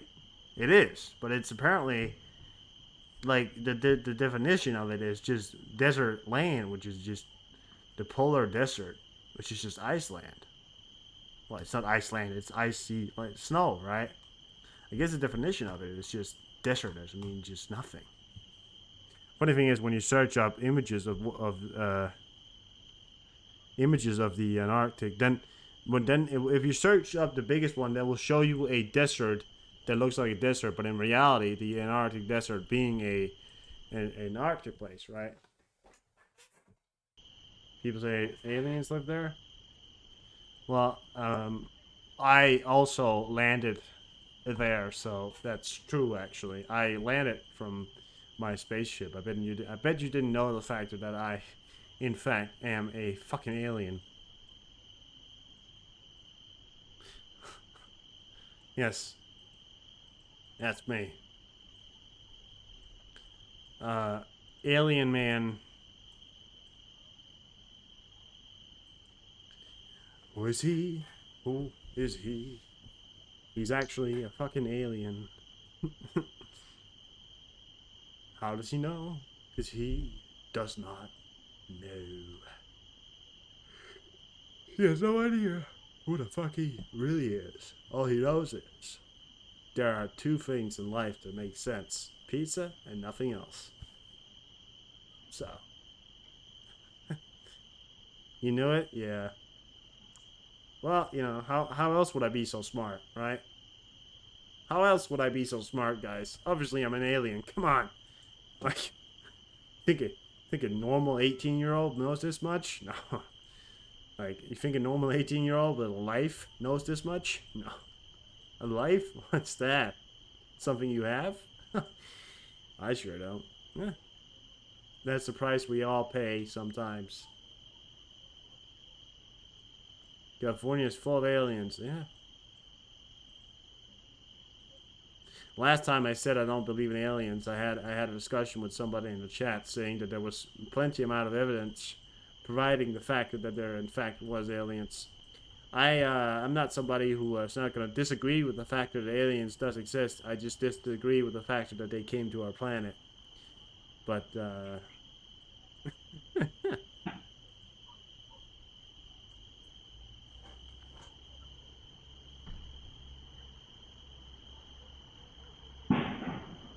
Oh, hello. Is that shots or shells? Something. Of course, somebody dropped something, maybe. In the middle of the night? Yeah.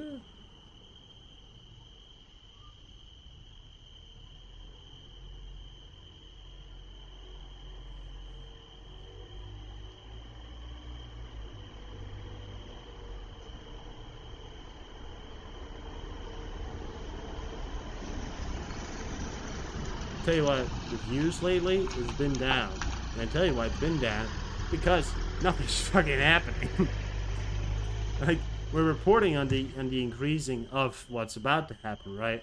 Of what could happen. Lots of things, right?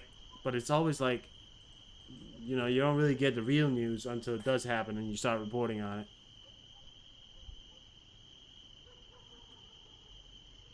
Latvia says country is facing increased hybrid threat and blames Belarusian authorities of involvement in encouraging people to cross borders. Yeah.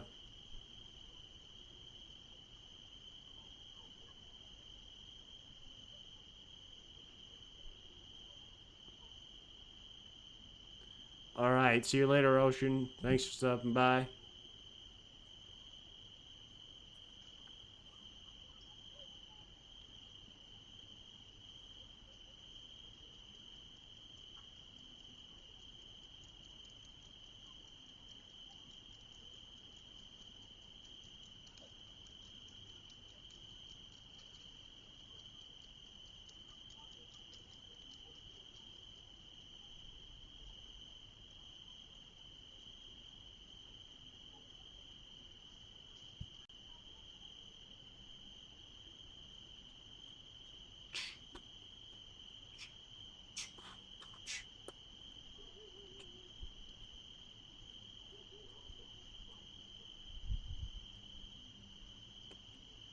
Alright, so NATO is forming 300,000 strong army for a surprise attack on conveying the strategic deployment of the main strike forces of the Western military political bloc.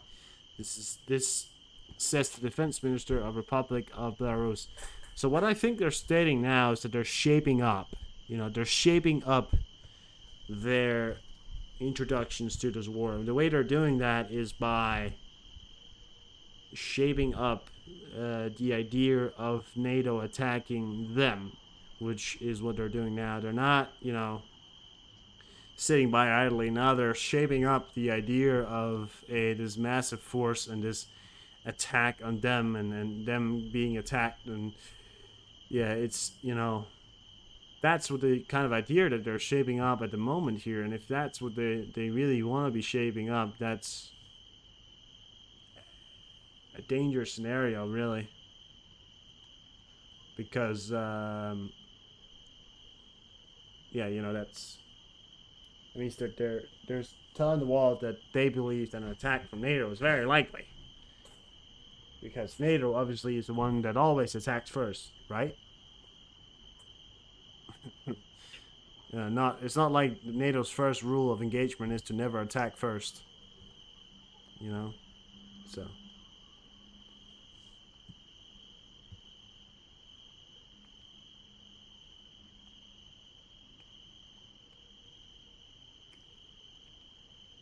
People losing interest. Do you know what the most annoying thing about it is? The fact of people losing interest. Because the thing about it is that when the Afghan war started, there was people who would be sitting there watching it happen for months and months on end, right? And then all of a sudden, people just went like, "Oh, this is a war that's been happening. It's happening. We know it's happening. It's going on for a while. You know, there's nothing new about it anymore." So, you know, people just went about their lives, not thinking about the fact that we still had an active war going on.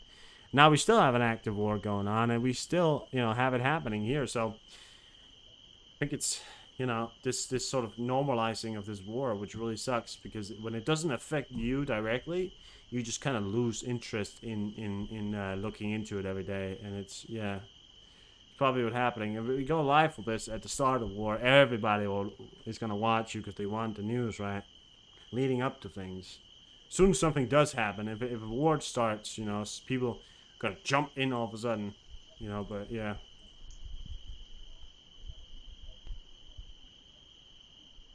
it's crazy. We still have the E6 in California. Some kind of massive exercise happening in California. I think so. I mean, there's pretty much all the U.S. ships has gathered in California and are literally flying around. All kind of special flights as well. We now have our 2 P-8s over Japan as well, which I've seen them there before. I've literally seen them fly around this area. We also have a United States military. Oh, we have a P-3 as well, a Cessna, but it's in well, maybe it's not a. It's a picture of a P-3. It looks like a Cessna. But it is a Cessna, and 2 P-8s. So I think they're keeping an eye on the protruding North Koreans being a bit uptight right these days. Fucking sucks as well.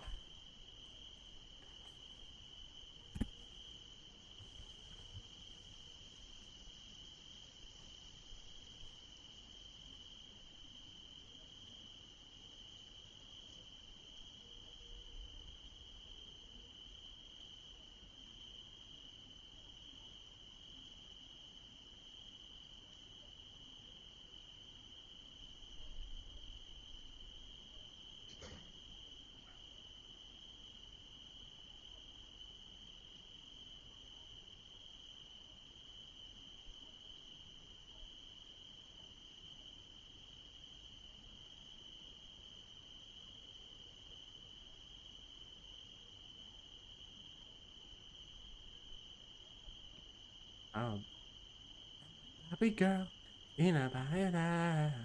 Da da da.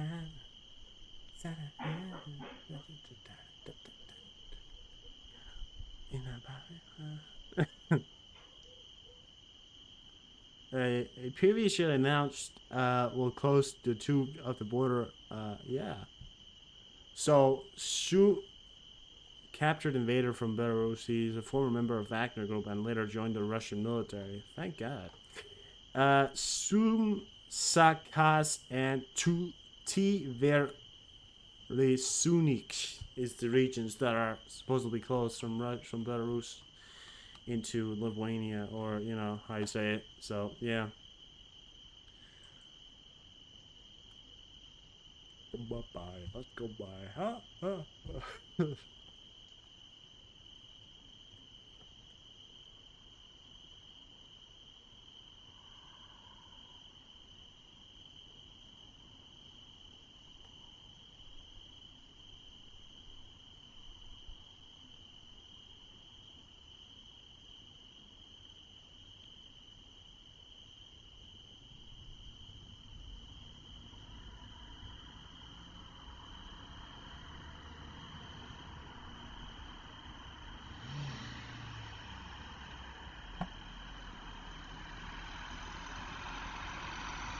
No, that's gonna be in my head all night.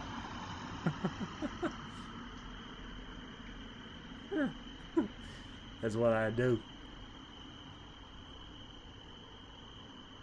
Let's go Barbie. Let's go party. Ha ha ha.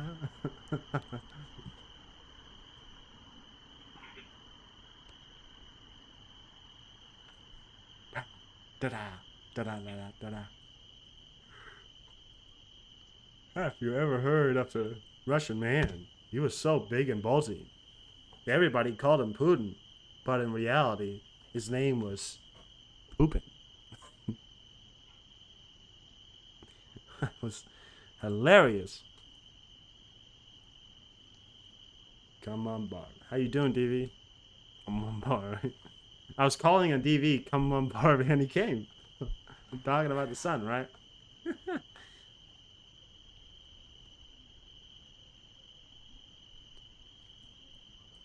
Angry Beekeeper here. You guys know you're breathing poison right now, right?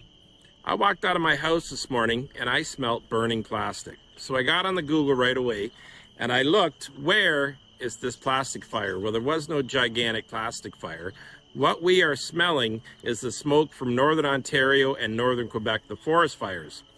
Now, what is happening? That wood smoke is going up into the atmosphere and it's mixing with water. Ultraviolet radiation from the sun is causing chemical processes to turn it into formaldehyde and benzene. Yes, I said formaldehyde. We all know what they use that for. And benzene causes cancer at 4 parts per billion. So, I'm doing good. So this guy's arguing. This is kind of the thing that people say when they're talking about their school project, in science school project. So you know, there's a fire and it's going up into the atmosphere. It's going to mix with water and radiation from the sun, and that's creating formaldehyde, and that's actually like the thing that burns your throat out. You know, the thing that makes you nauseous, pass out, burns your throat out, kills makes you, you know, make you puke and everything. Yeah, that's the thing that we used in World War One as well, right? And that's actually the gas, right? The fucking things we used in World War One. What do you say? All right, that's happening right now, and you think that nobody would have mentioned to you that by the way, guys, there's formaldehyde in the fucking air. You know, the thing that burns your throat. The directly burns your throat, but it fucks you up. What do you what? Like it's like what's your scientific explanation for it? I don't have one. I just know it's happening. Like I have no explanation for it. I just know it's happening. Like I don't want to spread out the information here that the fires that you are smelling is not great for you, but most of it is wood fires, and wood, although not being great, you know, it's not directly dangerous for you to inhale.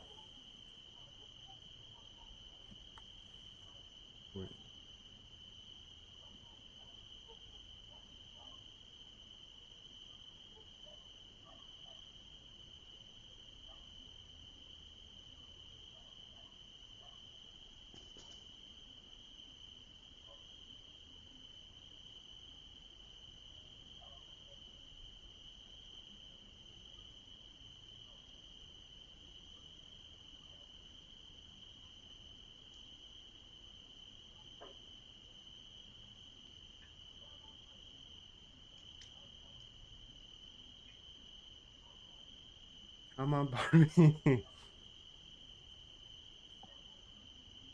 You know, I'm not a chemist or a scientist, but I bet you if you ask Green Grex what these fires are gonna give you, he's gonna answer, "Oh, well, actually, the United States government started these fires to poison you into believing and voting for Biden."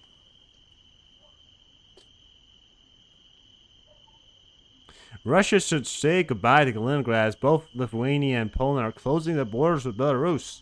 Exactly. Russian red line. Is it a red line that they're actually going to follow up on, or is it a red line that they're not really giving a fuck about anymore?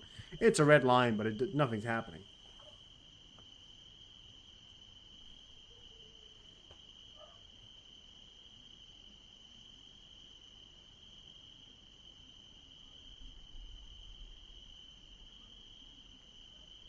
Are you doing Spidey?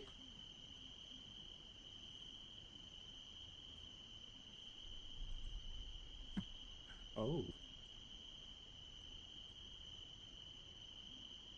Come on, Barry. Let's go cross a red line. Let's see what he does now. I just crossed the red line. What's going to happen?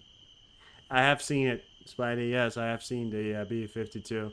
There's an E-6 in the area as well, in California as well, Spidey. A lot of stuff there. I happen to think it's an exercise. I've got no idea, though. I mean, it certainly is a bit of a weird flight activity from a B-52 out here, but yeah, well, we've given an eye on it.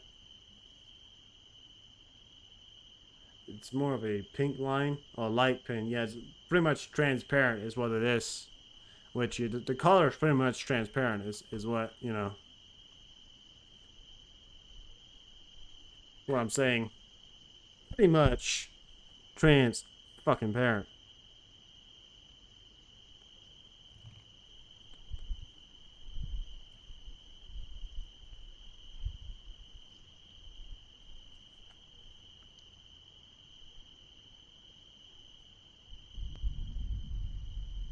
Oh. Hello. Shh. Listen, listen, listen, listen. Boom.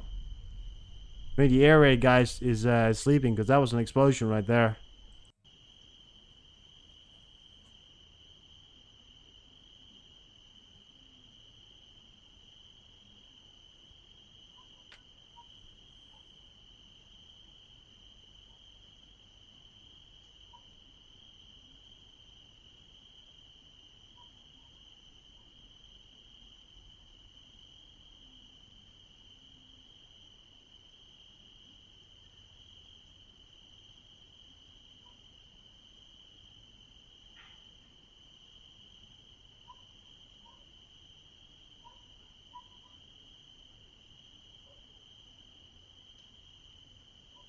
I'm sensing with my third sense, which in my mind I imagine it's a rocket of some sort, self-propelled object, fired by either the Russians or Ukrainians that hit the ground and said boom. I have no idea what it is. That's what it is. A self-propelled object of some sort that hit the ground and said boom. Yeah. No idea.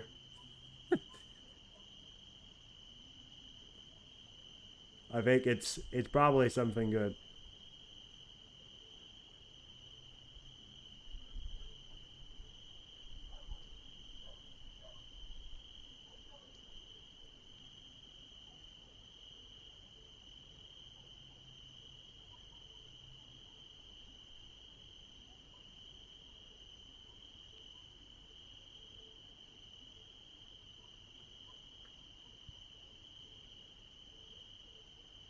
It's a self-propelled object that was fired by an artillery system or a rocket launching system. That propellant system probably hurt a lot of people. Most likely, it grumbled. It did something. What it did was it hit some. I had no idea what it was either because what weird sometimes now the weird thing about nowadays is I have no idea what Ukrainians are doing nowadays or if they're simply their air to ground systems are getting bad because I don't really know because I mean these rockets are hitting the ground without anything even turning on. It could be in Luhansk, of course, and this one is already on.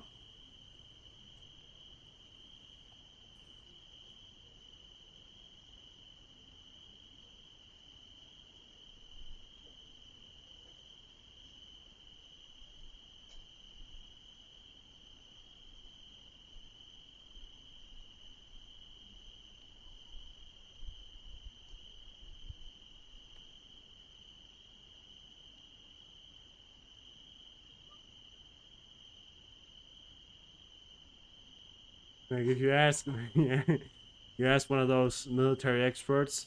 Well, listening to the sound of the rocket, when it hit the ground, it said boom. So I imagine it's some kind of rocket. You're welcome.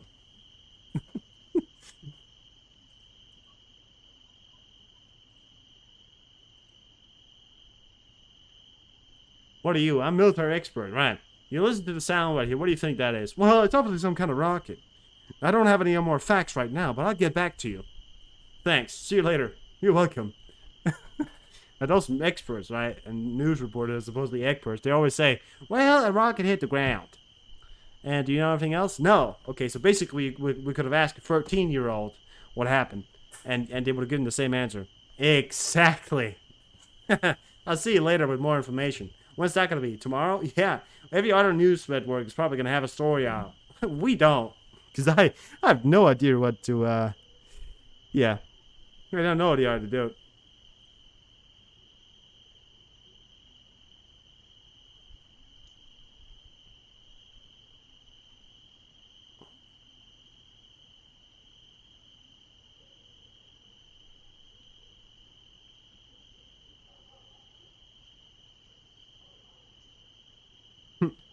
So we could have asked the person working at Applebee's the exact same question. He would have given us a better question. Yes. Oh, there we go again.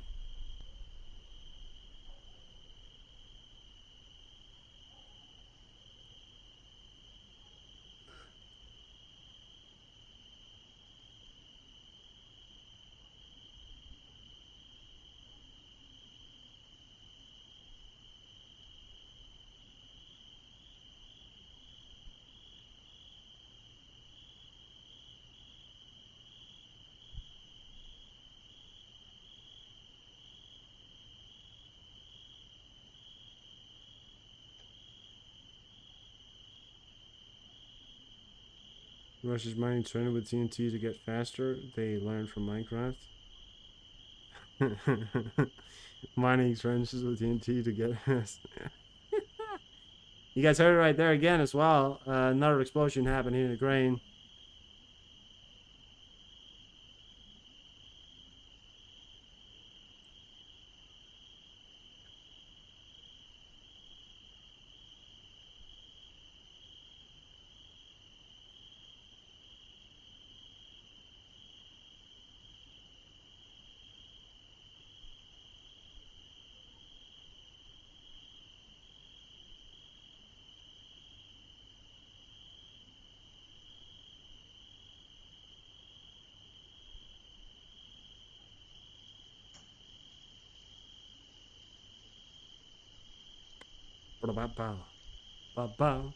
They're using TNT self-propelled systems.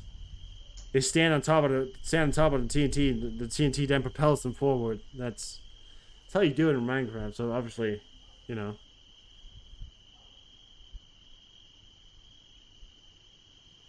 The AM282 ODSS-8 Bradley fires a smokescreen at night during the fighting of the South. Now, this really brings me, like, if I was watching, you know, everybody probably knows this. During World War One, it was very common, and in World War Two, you know, this sort of smokescreen. Now, obviously, nowadays they up the ante a bit more, made it a bit more massive, right? I mean, this deploying flares and all that is a age-old tradition that went back to World War One. You know, the flares, so you could see what they were hitting. That right there as well. They give away any precision. That just firing into the bushes. You probably saw something, didn't you?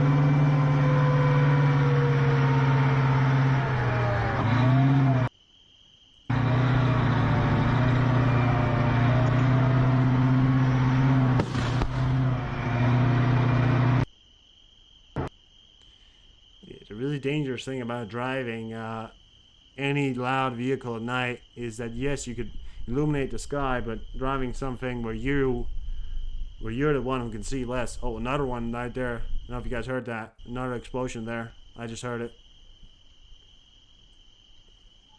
More, yeah. The only downside of having something that loud and driving at night is that you can easily get hurt. Not hurt. You know, you can also get hurt, but heard. You know. Even a blind person can hear Bradley, right? But obviously their systems and what the Russians have to counterattack with is very low. So, and also those Bradleys with their systems could probably take out any of the enemies than before.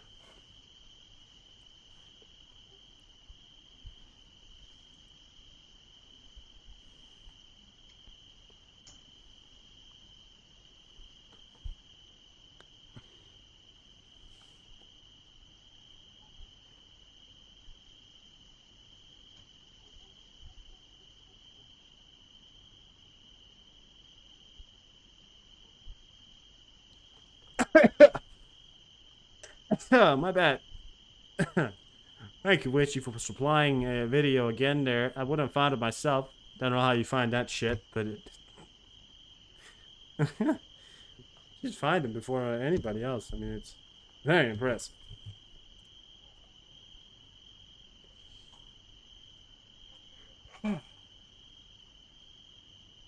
Fuck.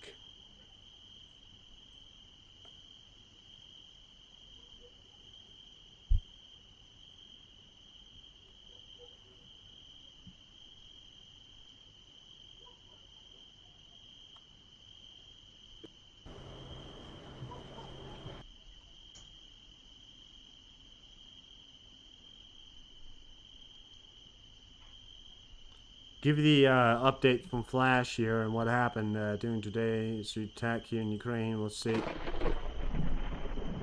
Підрозділами 35-ї та 36-ї бригад морської піхоти успішно провели штурмові дії та звільнили населений пункт Урожайне Донецької області. Перемога за нами. Слава Україні! Героям слава!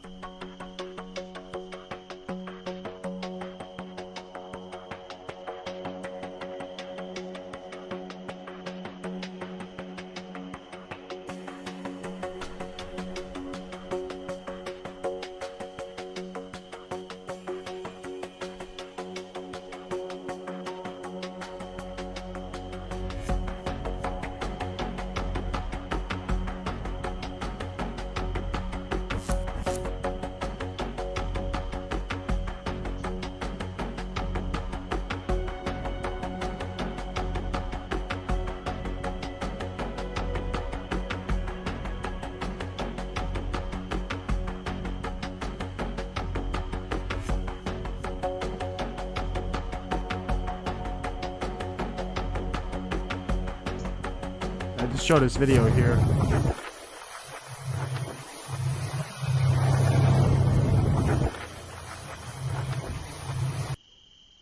See, baby? See, baby. Nice. Ukrainians, they got style. They got style.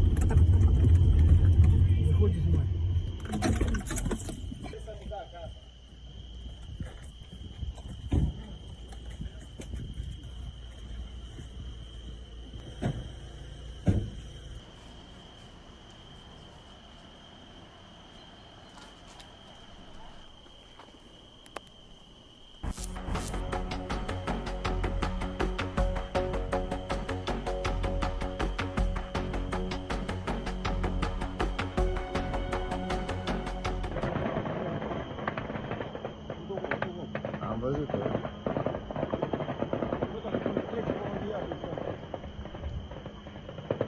Ia-ți veci, îi pizdești una de este, că tot el trage.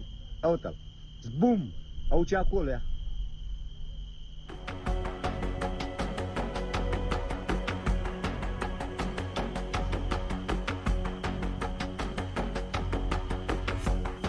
Oh, you can't read? What are you talking about?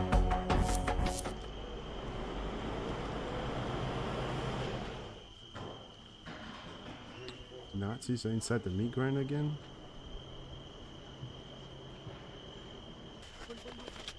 Oh, I didn't even see that. The Nazis are inside the meat grinder again? I like when Ukrainian inside, well done. Well, Ruslan Mashali, I have one question for you, and I always ask any Russian supporter of anybody. I have one question for you. How many days are free days in Russia? It's just one question. How many days are free days in Russia? Now, obviously, you can't answer.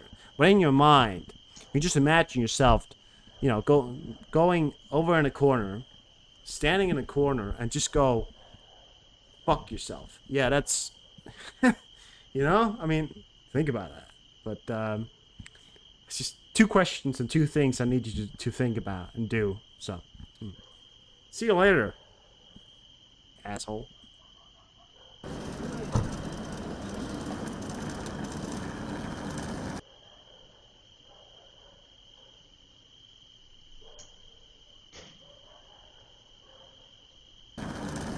Искренне рад приветствовать вас и столь представительную делегацию Народно-освободительной армии Китая на белорусской земле. От себя лично и от всех военнослужащих Вооруженных сил Республики Беларусь сердечно поздравляю вас с 96-й годовщиной со дня образования Народно-освободительной.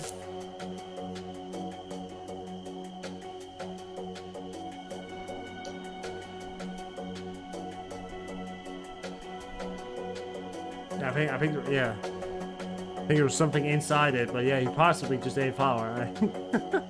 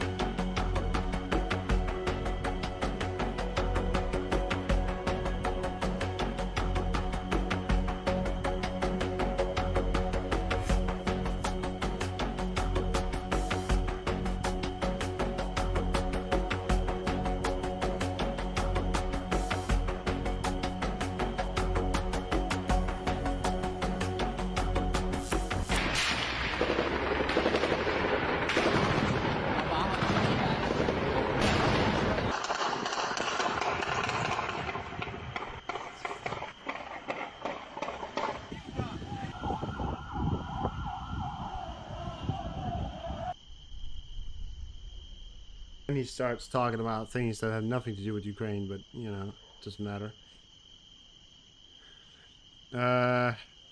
yeah, so that's basically your update on the Russian-Ukrainian front line there.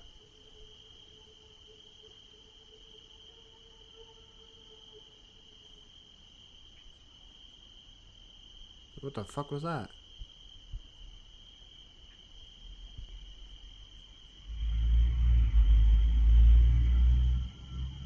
Okay.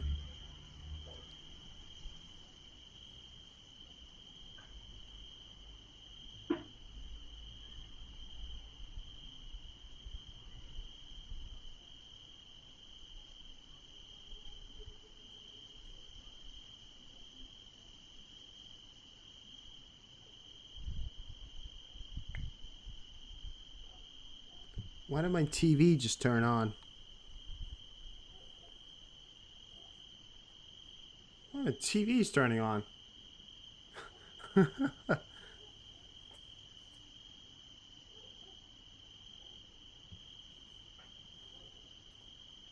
Weird. Chewbacca. Yeah.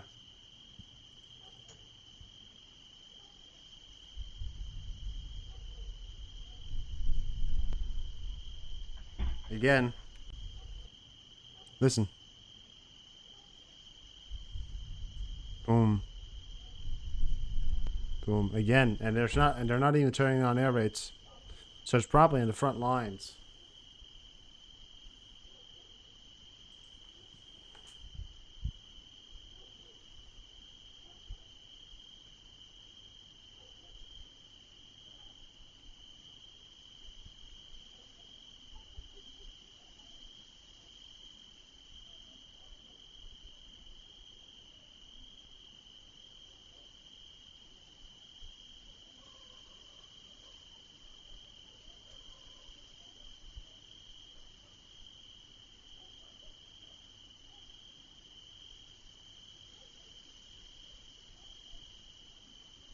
Yeah, some kind of more rumbling going on there in the background.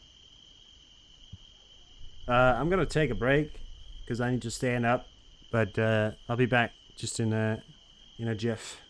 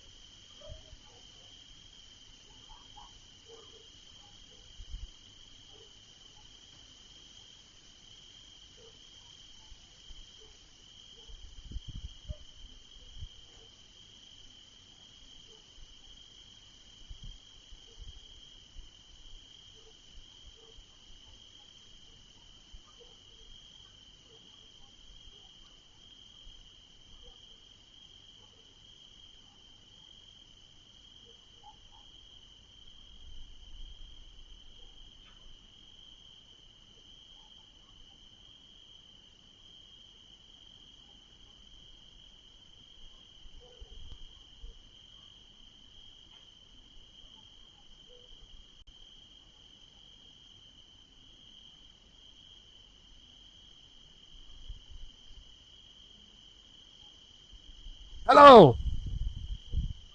Oh, just I came back here. I don't know if that's wind or explosions there.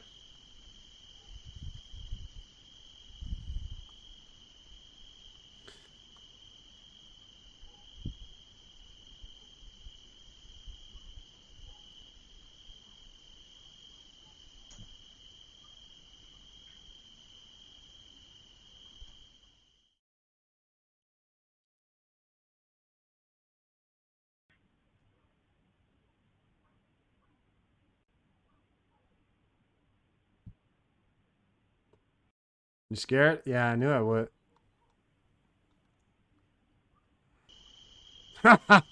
Yes! I managed to scare the fuck out of you.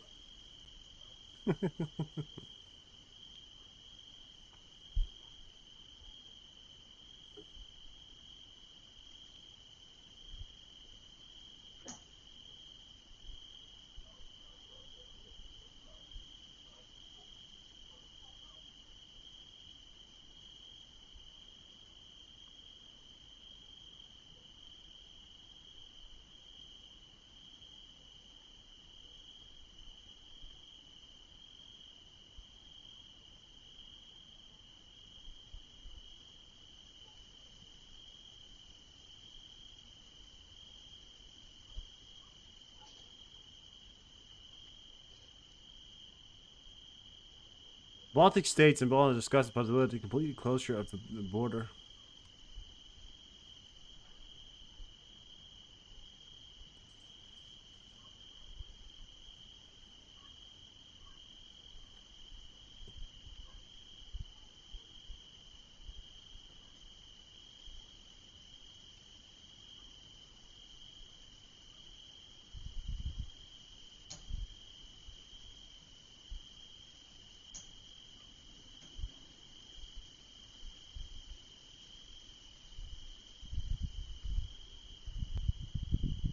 That's wind. Sometimes I question myself. Is it wind or is it not wind? Well, listen. Chinese DM, Chinese Defense Minister in Belarus, is on the video here. I mean, let's be honest here, guys. They're moving past the point of where it's even fucking noticeable anymore. They're moving past to the point where, yes, in fact, they're probably talking about helping each other. Can Belarus then get help from China to produce and get things into their country that they can then give to Russia after Russia buys it, quotation sign, or definitely just get it, right? Russia's finances, Russia can rearm their army, or cheap Chinese shit, but they can at least rearm it, you know? They're closing the border. Russia is going there. Belarus is now saying that it's a red line, and they're talking about possible retaliation and everything. I mean, it's happening as we're talking, and I can't sit by idle anymore because I don't believe we have that much longer. I mean, we might have a month or something like that, but in reality, sometime we can't keep on doing this. It's gonna happen. Something's gonna happen. I still believe that there's a possibility for an attack at Ukraine and opening up a second line for the going for Kiev. Much more likely, much more strategically sensible. But I see this whole thing going for NATO as a disruption of guns and weapons to Ukraine. Although I doubt the possibility of the success of the mission going for Ukraine. Sorry, going for the Kowalski Gap. I really doubt the successability of that sort of mission, I would call it, but, you know. Whatever, right? Whatever.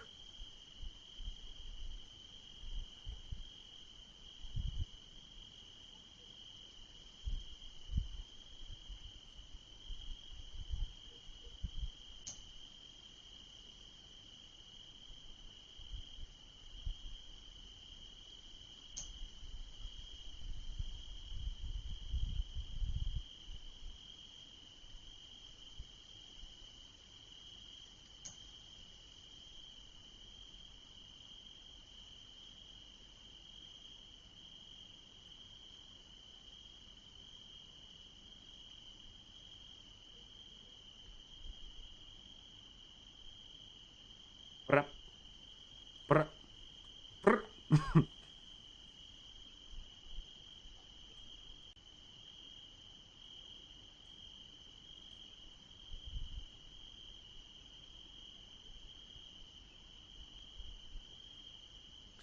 I think I am gonna end my stream here.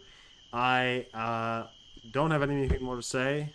And yeah, I'll be back again tomorrow.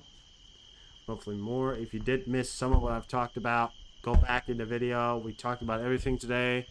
I think we got. Yeah, I'm also gonna go away now, DV. So good timing now. Miss anything? Go back and stream. I talked about it all there. So y'all have a good night.